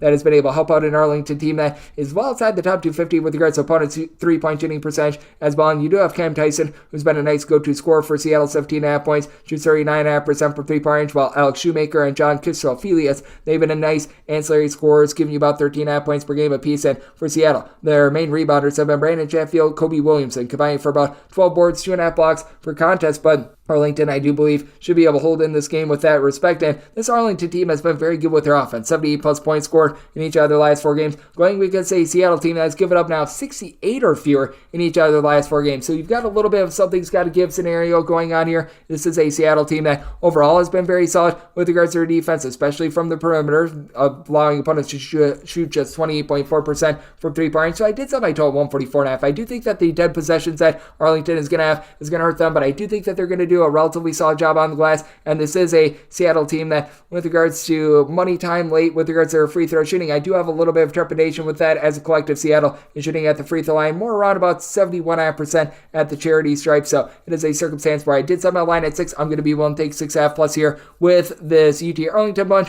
and I'm going to be taking a look at the under, set my total at a 144.5. 829, 830 on the bank board. Santa Barbara, UC Santa Barbara plays host to Cal Poly. Cal Poly is an underdog of 13.5 points. Your total on this game is 135.5 with Cal Poly. I did set them as an underdog of 15 points. I'm going to be willing to lay with Santa Barbara. Maybe I'm just a sucker for pain, but man, this Cal Poly team is rough. They don't have a single guy on the roster that gives you north of 5.5 rebounds per game. Kobe Sanders has been a really nice go-to scorer. He's been able to supply this team with about 18 points per game, but there's somebody around to help him out. Jared Hyder, he was giving you about 10 points per contest, but he's been dealing with injury. And then you've got a Santa Barbara team that still has by far the best player out there on the floor, and that'd be A.J. Mitchell. He's been able to give the Santa Barbara team 19.5 points, 4 boards, 4 assists on 37.5% three-point shooting. And interestingly for Santa Barbara, they're a top 40 team in the country with regards to points allowed on a per possession basis away from home, and they give up nearly 8 points more per 100 possessions when they're at home. They go up against Cal Poly unit that has just not been able to supply a lot of offense. They did get to 78 in their most recent game against UC Riverside. That was the first time this month that they were able to get past the 68-point plateau, and for Cal Poly, this team has been able to exceed 70 points just twice since January 4th. You've got a bunch that's turning the ball over 13.5 times per contest while being outside the top 250 with regards to their total possessions per game. And Santa Barbara is a top 50 team with regards to their rebound rate. Juan Traore, Ariel Bland, these guys combined for about 11.5 rebounds per game. And then you still have Josh Pierre-Louis, who's been able to give you 3 assists, 11 points, shooting 36.5% from 3-point range, with this Cal Poly team being well outside the top 250 with regards to points allowed on a per possession basis. And this Cal Poly unit giving up 35.8% from 3-point range away from home. I do think that Santa Barbara going to be able to flatten them here, and I don't think that Cal Poly does their part with the total. Set my total 133, diving under. And with Santa Barbara willing to lay up to 14.5 with them, set them as a 15-point favorite. 831, 832 on the betting board. See if it Towson. It's road face off against Cal Baptist. Cal Baptist is a underdog in this ordeal of anywhere between a pick'em to them being a 1-point favorite and seeing them as a 1-point underdog in some spots as well. So a classic pick'em game, and your total on this game, you're going to be getting it at a 134 to a 135. See if it Towson is a top 50 team in terms of total possessions per game, but they're really playing some low-scoring games just because they are turning the ball over north of 17 times per game, and their opponents are turning the ball over north of 17 times per game, leading to a lot of wasted possessions. For CVF Towson, this team has not been able to shoot it the same way from 3-point range as they did a season ago. They've been having day-to-day Hall being a little bit out of the fold. That has been hurting them quite a bit, but you do have a CVF Towson team that they've been able to do a nice job being able to punch a ball a little bit more down low. Now for CVF Towson, they allow opponents to shoot 39% from 3-point range in a roadside switchcore venue, but you've got a Cal Baptist team that they're not necessarily the world's greatest 3-point shooting team, and Dominique Daniels, their top scorer, he's been dealing with a little bit of an injury as he was their top scorer with about 18.5 points per game, and that leaves Cal Baptist really relying upon a guy in Blondo Chiqueno in the backcourt to supply the offense, and he's only shooting about 27% from 3 with about 11.5 points per contest, and without having Daniels in the fold, you've only got 2 guys that are averaging north of 1.2 points per game that are shooting above 31% from 3-point range. Now, for Cal Baptist, this is a top 100 team with regards to overall defensive efficiency, points allowed on a per possession basis, along with rebound rate, as Yvonne Odriogo, Hunter Goodrick, they've been able to combine for 17 rebounds per game, and CVF Towson, they're actually a top 50 team with regards to their rebound rate. This is why the fact that nobody else on the roster, really, other than Antti Boisico, has been able to give you north of 4.8 rebounds per game. It's been a team that's just been a whole greater than the sum of its parts approach with regards to being able to hit the glass, but you've been able to get a little bit more recently out of Matt Hyman, who's been able to shoot about 37% from 3-point range. He's been able to supply the team with about 9.5 points per game with CVF Towson. I do think that they're going to be able to do a nice job against a short-handed Cal Baptist team that just has not been able to find it without Daniels. They have scored now 65 points or fewer in 3 of their last 4 games. They have been riding a 5-game losing streak, and for CVF Towson, they have also scored 63 points or fewer in each of their last 4 games. So I do think that this is a misery loves company sort of offensive game. Set my total 134.5, diving under, but I do think that CVF Towson generates turnovers and they get the job done. Set CVF Towson as a 2.5 point favorite, taking them on this pick'em line to go along with the under. 833, 834 on the betting board. Cal State Bakersfield, meet me for the Roadrunners. 8 playoffs to UC San Diego. San Diego is a 5.5 to a 6-point favorite. Your total on this game is 137 to 137.5. I set San Diego as a favorite of 6 points. Here at the 5.5, I'm going to be one to lay it. You've got a San Diego team that does rank in the top 125 in terms of points scored on a per possession basis, and I do like their top flight pieces, as you've gotten about 18 points per game out of Bryce Pope, and then coupled with that with Tyler McKee, giving you 14 points, right in the neighborhood about 40% 3-point shooting, and you've got yourself a nice offense that only turns the ball over about 9.5 times per game, going against a Bakersfield team that their forte is supposed to be defense, and yet they're outside the top 225 in terms of points allowed on a per possession basis, while outside the top 250 in terms of points scored on a per possession basis, and they just rely a little bit too much on Caleb Higgins, their lone double-figure scorer who gives the team 17 points per game, but only shoots about 30% from 3-point range for Bakersfield. They allow opponents as well to shoot 37.5% from 3-point range at home. When they leave home, that actually goes down to about 31.5% from the outside, so that's been intriguing to take a look at. And then for this UC San Diego team, they are outside the top 200 with regards to rebound rate, but so is Bakersfield. Bakersfield, they got Modestus Concletes, who comes in from Creighton. He's able to give you 6 rebounds per game. Lone guy on the roster, though, that is able to give you really north of 4.5 to 5 rebounds per game for the San Diego team. They're about 107th in all of college basketball with regards to points allowed on a per possession basis. They do give up about 8 points more per 100 possessions when they leave home, but you've been able to have someone like a Francis Nworke be able to give you about 11.5 points, shoots in the mid-30s from 3-point range, with San Diego doing a better job of being able to take care of the ball rather than this Bakersfield team that's turning the ball over north of 12 times per contest, and this Bakersfield team just not finding that number 2 guy. I do think that San Diego gets the job done here. I set my line at 6. I'm going to be willing to lay it in. Did set my total at a 136 as well. I do think that there's potential for some late game falling, but in the end, with Bakersfield being well outside the top 250 with regards to total possessions per game, I just don't think they hold up their end of the bargain with this total. So looking at the under and willing to lay it with San Diego, 835, 836 on the betting board. Long Beach 8 plays us Cal State Fullerton. Fullerton is a underdog of 9 to 8.5 points. So the game is anywhere between 147.5 to 148 with Fullerton. I did set them as a underdog of 10.5 points. I'm going to be willing to lay with Long Beach 8. Long Beach 8 has Traore squared, has Abakar Traore. He's got really good versatility. He's done a nice job being able to give this team right around about 8 boards, 4 assists, double figure amount of points, while Lucina Traore, he's more of your low post presence, who's done a nice job being sturdy with about 9 boards, 12 points per game. Now, for Long Beach 8, they only shoot about 31% for 3, as Marcus Siones has been their number 1 option, being able to give them 17 points per game, but only shoots about 26% from the outside. But they go up against a Fullerton team that has been rough with their offense all season long. Max Jones, Tom Brewer, they combine for about 31 points per contest with Bruton. He's been able to give you about 0.9 per contest as well, but 12.7 turnovers per game. That's a little bit unsightly. And for Long Beach State, this team is not amazing with the way that they guard the arc. They're about 253rd in all of college basketball, but for Fullerton, you just don't have those guys that really knock down threes. They shoot about 33% as collective. Their top 4 scores,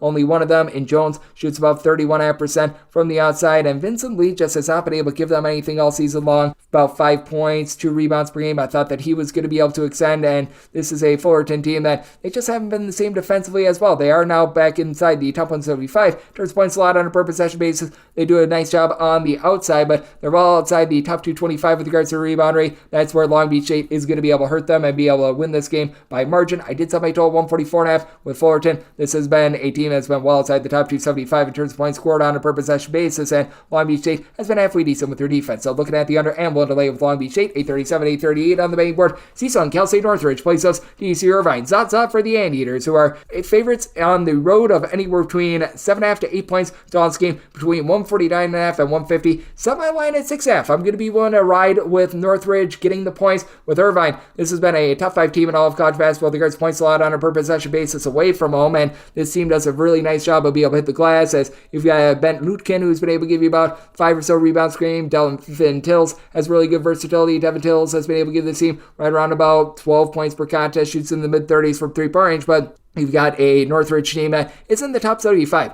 with regards to points allowed on a per possession basis. They're also in the top 75, much like Irvine, in terms of their rebound rate. And with regards to being able to guard the 3-point line, it can sometimes be a little bit hit or miss for this bunch. But with CSUN, in terms of opponents' 3-point shooting percentage, they've done a nice job on that front as well, being about 116th in all of college basketball. It is a CSUN team that does turn the ball over, though, about 14 times per contest. They have been only able to shoot about 32% from 3 themselves. But got a pair of guys, Deshaun Allen Aikens, along Deontay Bostic, who have been 2 really nice top flight scorers with about 34 points per contest out of both of these guys, and each of their top 5 scorers overall have been able to give you at least a steal per contest as well. Gianni Hunt has been able to give you a little bit more facilitation with about 4 assists and 2.7 turnovers per game. And you got a pair of teams that are trending sort of in opposite directions with regards to their defense. You've got a CSUN team that has given up 71 points or fewer in 3 of their last 4 games. Meanwhile, Irvine has given up at least 69 points in each of their last 4 games. So it makes it very intriguing with the total. CSUN a top 75 team with regards to total possessions per game. Irvine has been able to crank up the tempo as well, but Irvine's not going to have a lot of wasted possessions with Pierre Cockrell being able to give you about 6 assists and 2.3 turnovers per game. He's not too much of a scorer, but gets the ball into the hands of quite a few good scorers. Justin Hone has been able to give you 13 points, shooting 38% from three-point range. Darren Sarin has been able to shoot about 36% from distance. So I do think that you have lots of good, solid possessions on offense for both of these teams. So as a result, I did set my total more around a 146.5. I do think that the defense in the end just wins out a little bit with regards to total, but I do think that both of these teams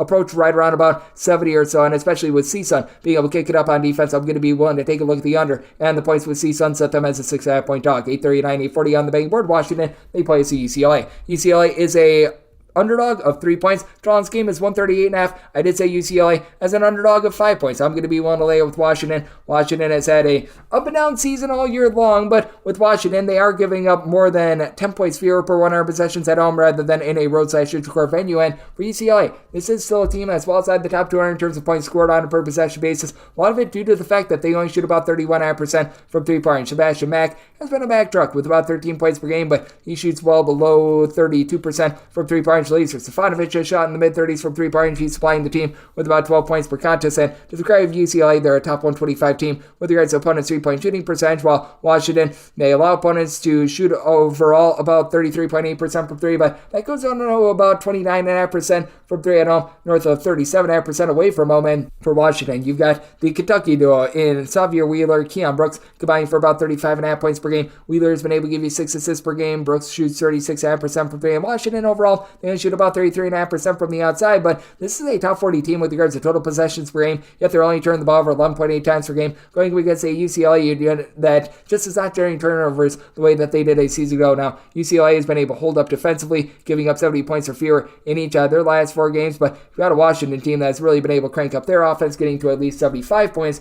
in each of their last 4 games. Very interesting scenario here when Washington went over to the great state of California. Last time these two teams played, it was 73-61 with Washington shooting just 6 of 25 from three-point. I do think that they warm up here, and I do think that this game is going to be close enough for late game felling, and I do think that Washington able to get it done. I did set my line at 5. I'm going to be willing to lay it with Washington, and maybe my total 141. Also looking at the over 841, 842 on the betting board. It is USC, and they hit the road. They're facing off against Washington State. Washington State a 6.5 to a 7-point favorite. Your total on this game is 138 with Washington State. I did set them as a favorite of 8.5 points. I'm going to be willing to lay it. USC is now fully healthy. You've got Boogie Ellis back in the fold, who's made him shoot north of 40% from three, 15 plus points per contest, and Isaiah Collier has been quite versatile. He's been able to give you 13 plus points. He's able to throw in there in that neighborhood about 3 to 4.5 assists per contest, 3 boards, but he only shoots about 31% from three, and between the two of them, 5 turnovers per game for a USC team that typically they own the glass, but they don't have a single guy in the roster right now that's giving you north of 5 rebounds per game. You've still been able to get a few shot blocks out of Joshua Morgan. Morgan has been able to give you 2.5 blocks per game, but he only gives you about 4 boards and 5.5 points per game. Meanwhile, for Washington State, this team is in the top 50 with regards to both points allowed on a per possession basis and rebound rate. As out of your top 5 scores, you've got 4 of them that are able to give you at least 4.4 rebounds per game, including Isaac Jones and Miles Rice, who have been able to combine for about 31.5 points per contest. Rice is really the only of those guys that doesn't give you a ton of boards, but 3.5 assists, 1.5 steals per contest, and then you've been able to have a 44.5% three-point shooter, and Jalen Wells really step up, and this is a USC unit that they just really do give it up from the outside in terms of opponents' three-point shooting percentage. They are 316th in all of college basketball. Meanwhile, this Washington State team, they've done a really good job just overall on defense, and they allow opponents to shoot just 32% from three-point at home against them, with Bronny James just clearly not being himself. He went through a lot in the offseason. You have to figure that next year he's going to boom. I do think that Washington State going to be able to take this game along the perimeter, and even though USC has their full allotment of guys back to fold, this Washington State team has just been a rock on defense all season long, and I do think that they bounce back from that Arizona State loss. I set my line at 8.5,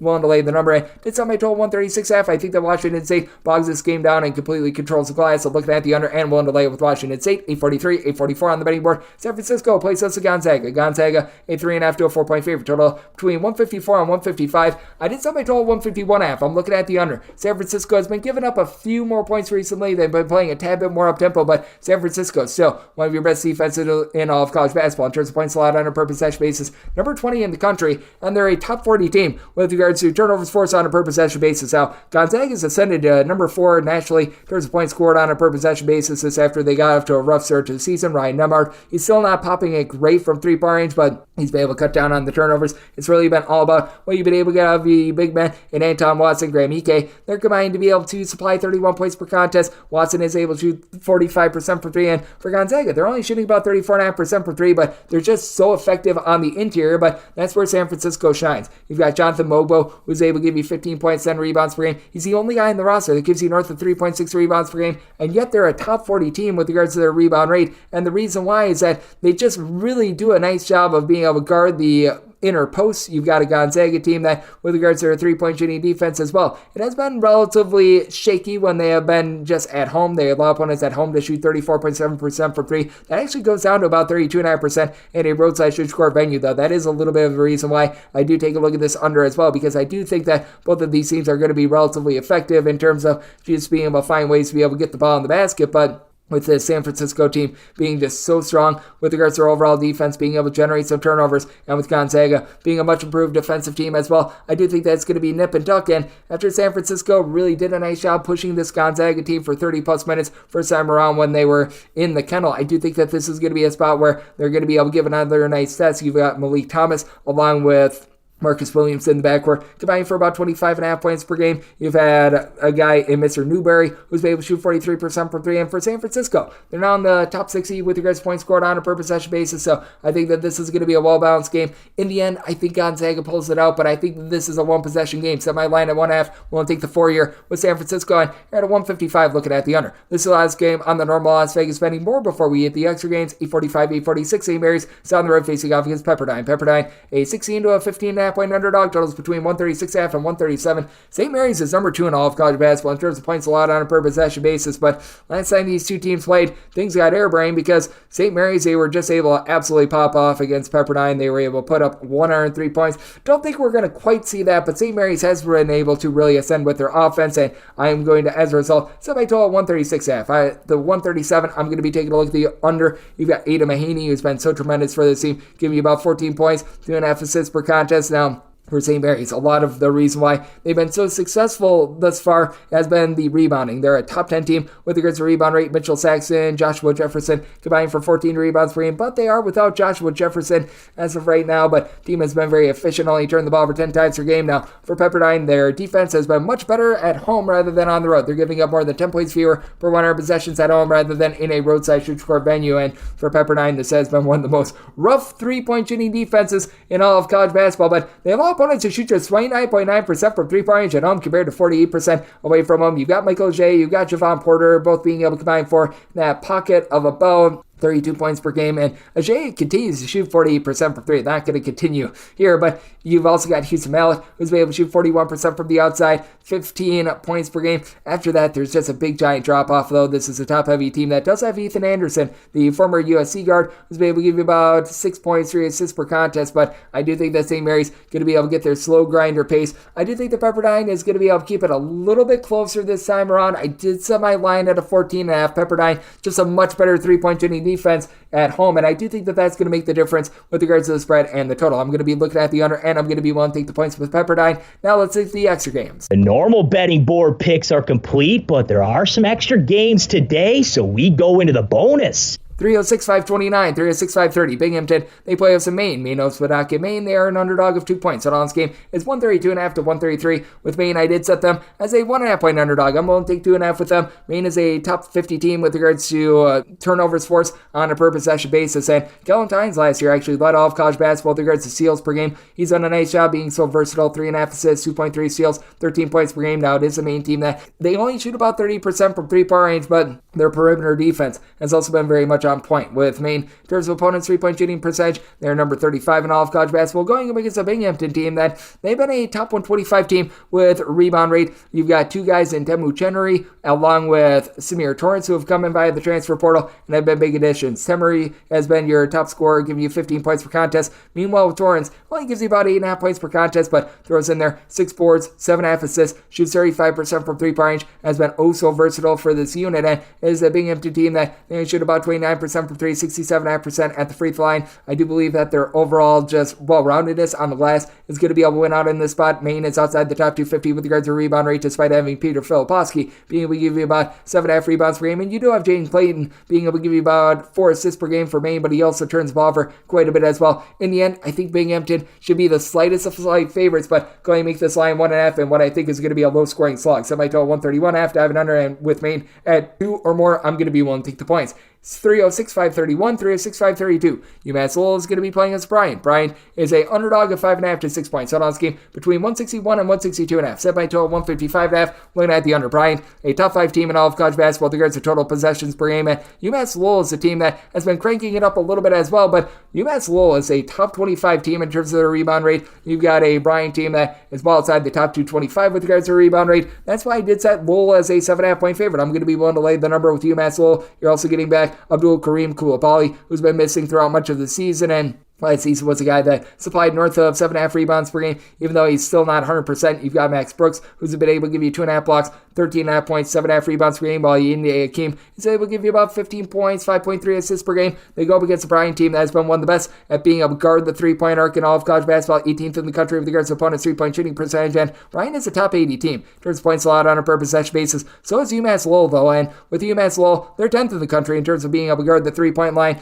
That's to the detriment of a Bryant team that doesn't have a lot down low other than Earl Timberlake, who brings sexy back 15 points, 9 boards, 4 assists per contest. And for this Bryant bunch, you've been able to have Connor Withers shoot 36.5% for 3 of 7 points per contest. Sharif Groves-Bullock, 18.5 points, shoots 38% from the outside. But with Bryant, I've noticed because they play a relatively thin rotation, they do seem to wear down towards the back half of games. And this has been a Bryant unit that has been all over the place in terms of their offense. 70 points of fear scored in 2 of their last 4 games. Meanwhile, UMass Lowell, they have been able to hang at least 85 on the board in 4 of their last 5. Last time these two teams played, that was an 86-77 final, but you did see in that game UMass Lowell go about 7-16 from 3-point. I do think that comes down a little bit to be able to help you out with the under, but I do think that Lowell wins from within. Set them as a 7.5 point favorite. Willing to lay the number and looking at the under. 306-533, 306-534. Albany is playing against New Hampshire. New Hampshire is a underdog of 2 points. So on this game was 164.5. I did set my total 161.5. I'm diving under, and I set New Hampshire as a favorite of 3.5 points. I'm looking at them all right on the money line. Albany has been a top 25 team in the country with regards to opponent's 3-point shooting percentage.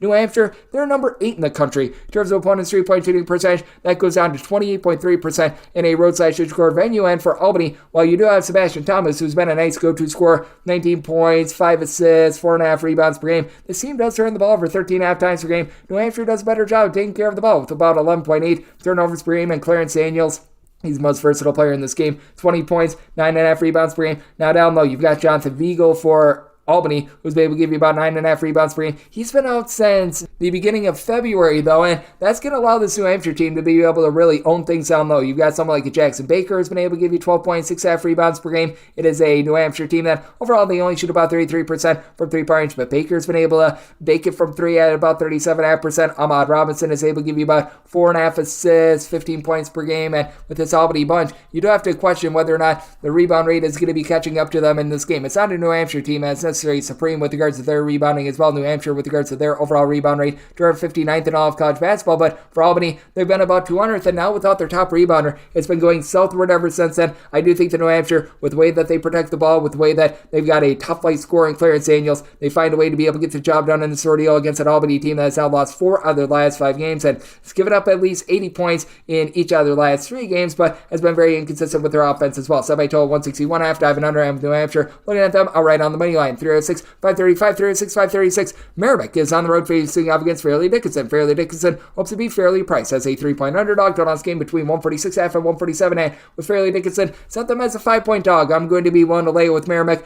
Merrimack continues to be a top 20 team in all of college basketball in terms of turnovers forced on a per possession basis, playing a little bit more mid-tempo this season. Fairleigh Dickinson, they're a team that still ranks in the top 50 with regards to total possessions per game, but despite the fact that Fairleigh Dickinson has 3 separate guys giving you a combined between the 3 of them about 18 rebounds per game. Sean Moore, Joel Emanuel, Ainsley Almoner, they're still outside the top 250 with regards to rebound rate. Merrimack, they always lose that battle, but Jordan DeCock has been able to give you 15 points, 6 boards, multiple steals per contest. Meanwhile, Ainsley Almoner on the flip side for Fairleigh Dickinson shoots 40% from three-point range for a bunch of, overall, they shoot about 34% from the outside, but I do think that Merrimack is going to do a nice job, much like they did the first time around, of just being able to control this game. First time around, Merrimack, they won that game 60-56. They really got control with their style. Both of these teams went a combined 12 of 34 from three-point range, so I do think that it's going to be cold once again for both of these teams, but with Merrimack, you've been able to get quite a bit recently out of Devin Savage, who's been able to shoot in the mid-30s from three-point range, a couple with Adam Clark. These two guys, they combine for about 23.5 points per game, and Clark, he's been able to give you a 2.5 steals per contest for a Merrimack team that doesn't sound like much, but they're now shooting about 30% from three-point range, going against a Fairleigh Dickinson team that is well outside the top 275 with regards to opponents' three-point shooting percentage. It's a Merrimack bunch that has held each of their last 4 opponents to fewer than 70 points, with the lone exception being an overtime game against LIU in game number 5. So I do think that this is going to be, once again, another one of those games in which it's going to be tough for both teams to score. Set by total 139, diving under, and with the Merrimack won't relay up to 5 with them. 306-537, 306-538. Wagner, it's the road. They're facing off against Lemoyne. Lemoyne is a pick 'em to a 1-point favorite. Total on this game is 131.5. Set Lemoyne as a 2-point favorite. I'm going to be willing to lay it. Lemoyne is giving up more than 11 points fewer per 100 possessions at home rather than in a roadside neutral court venue, and Lemoyne has been really good at taking care of the ball. Really, both of these teams have been. Wagner is committing only about 9.5 turnovers per game. Meanwhile, Lemoyne, 11.2 turnovers per game. But Lemoyne, the far more up-tempo team, and the team has been able to get just much more balanced scoring. Kanye Cleary, along with Luke Sutherland, they combine for about 31 points per contest. They both shoot above 35.5% from three-point range, and for this Lemoyne team, their top 7 scorers are all able to shoot at least 35% from three-point range. Flip side, you've got a Wagner team that has been just all about Melvin Council. It's been terrific. 15 points, 5.5 boards, 3.5 assists, but he only shoots about 30% from 3. Wagner, they do shoot about 33.5% from the outside, but they also shoot less than 40% from the floor overall. It is a Wagner unit that should be able to control the glass a little bit more, even though Council is right now leading the way with about 5.5 rebounds per game. You've been able to get good production with about 10 points, 5 boards per contest out of Tayron Allen. It's a Wagner team that also has been good just overall with regards to guarding the three-point arc, while Lemoyne, they do struggle with that. Lemoyne, 210th in all of college basketball with regards to opponents' three-point shooting percentage. Meanwhile, this Wagner unit, they've got a hammer lock on the outside. They're allowing opponents to only shoot in that neighborhood about 30.5% from three-point range. So I do think that's a little bit of a situation of something's got to give, but I do think that with Lemoyne having just a little bit more balanced scoring overall, that is going to allow them to be able to get the job done, and Lemoyne just has been playing so much better at home rather than on the road. So I did set my total 132. I do think that this could come down to late game following. I'm looking at the over and set Lemoyne as a 2-point favorite, taking them as a pickup / a 1-point favorite. 306-539, 306-540. It is Sacred Heart, and they are going to be playing on the road against O'Neill. So O'Neill does find themselves as home underdogs between 4.5 to 5 points. Total on this game is 144. I did set my line at a 142.5 on this total, looking at the under. So O'Neill well outside the top 3 in terms of points scored on a per possession basis. They're well outside the top 250 in terms of points allowed on a per possession basis as well, but they guard the arc better at home rather than on the road. So O'Neill allowing opponents to shoot just 31.5% from three-point range at home, 36.9% in a roadside neutral court venue, and Sacred Heart has had their moments of brightness on defense as well. The Sacred Heart unit does a nice job of being able to just lock you down in general from three-point range. Sacred Heart, they are allowing opponents to shoot 31% from three-point range at home. Now, that balloons about 39% away from home, so they've got some very demonstrative home and road splits as well, but who on Sacred Heart is going to be able to knock down those shots? You've got Max Zagorowski, who's been able to give you about 12 points, 4.5 rebounds per game, but you don't have a single guy for O'Neill that's giving north of 5 rebounds per game. Even though Sacred Heart has been dealing with the injury to Tanner Thomas, they should be able to win that battle down low, because you still have Nico Goletti, who's been able to give you 13.5 points, 7 boards per contest, and then you also have Alex Sobel, who's been able to give you 7 boards, a little bit over a steal, and 2.8 blocks per contest. That's a top 10 mark in all of college basketball with the Sacred Heart team that they do shoot 36% from three-point range overall. So now 30.7% from the outside. You've been able to get good production out of Tony Felder, who's been able to give you about 12.5 points, 3 assists per game, and Jackson Bengini, he's been in and out of the fold. He's back. He's been able to give the team right around 10 points per contest. But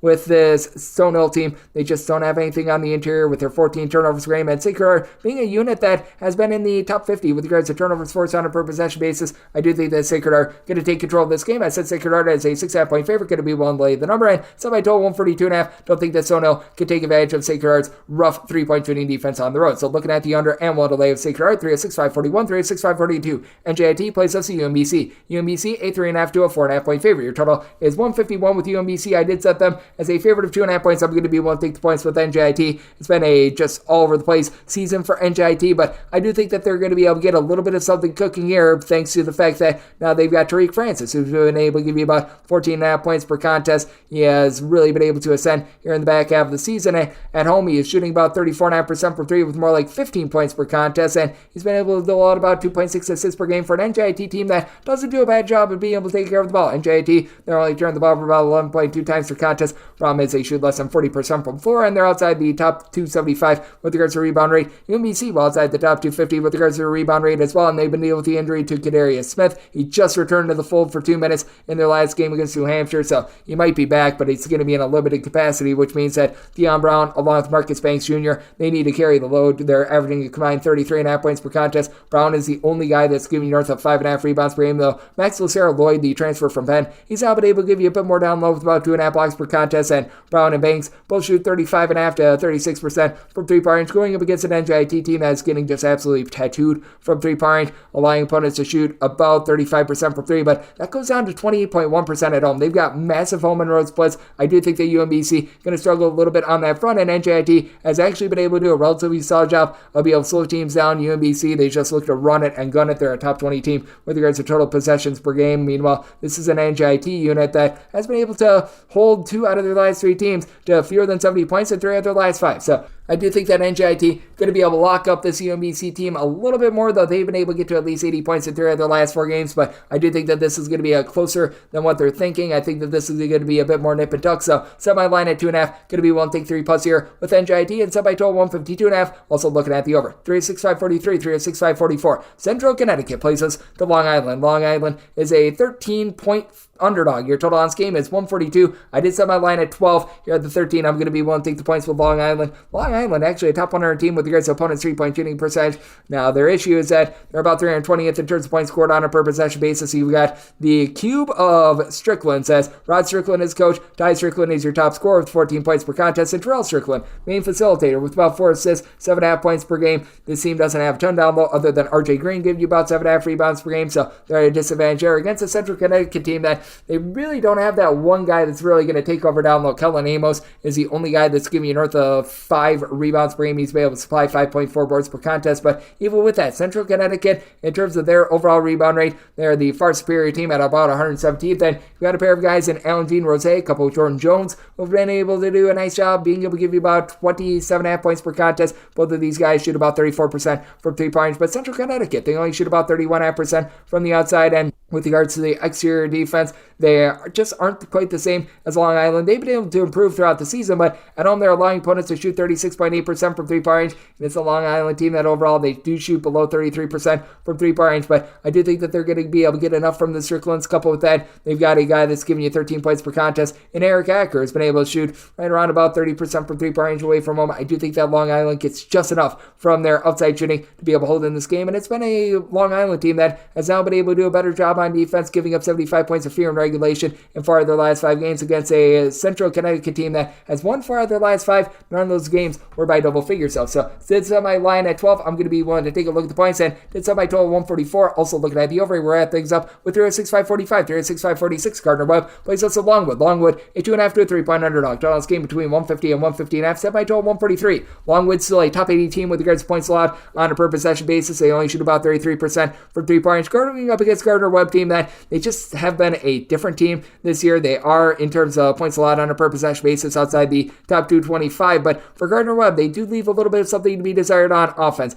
You got Julian Swarmo, Charles Robinson, along DQ Nicholas, who are combining for about 39 points per contest, and with Swarmo and Nicholas, they both shoot about 36% from 3, but they also shoot about 63.5% of the free throw line. They don't do a bad job of taking care of the ball, about 11.5 turnovers per game, and you've been able to have Nicholas be able to give you about 3 assists per contest, but It has been a unit that just has not been able to get the same amount of production on the interior as they have in past years. Meanwhile, with Longwood, you do have someone in Jonathan Massey who's been able to do a nice job being able to be a versatile sort of big man with in the neighborhood about 11.5 points, 5.5 rebounds per game. And for this Longwood team out there, top 5 scorers for them do give you at least 4.3 rebounds per game. They're a top 75 team with regards to their rebound rate, with Simon Zapala being a 7-footer that's able to give you a block per contest. Now, Waylon Epper, 4.3 assists and 2.8 turnovers per game. He is only shooting about 23% per 3. And this is a Longwood team that they also have their issues with regards to being able to hit free throws. They're only shooting about 67.5% as a collective at the charity stripe, but I do think that this is going to be a little bit of a bogged down game. Recognize that Gardner-Webb not the same team defensively this season, but not like they've been amazing with regards to their offense, 240th in the country with regards to points scored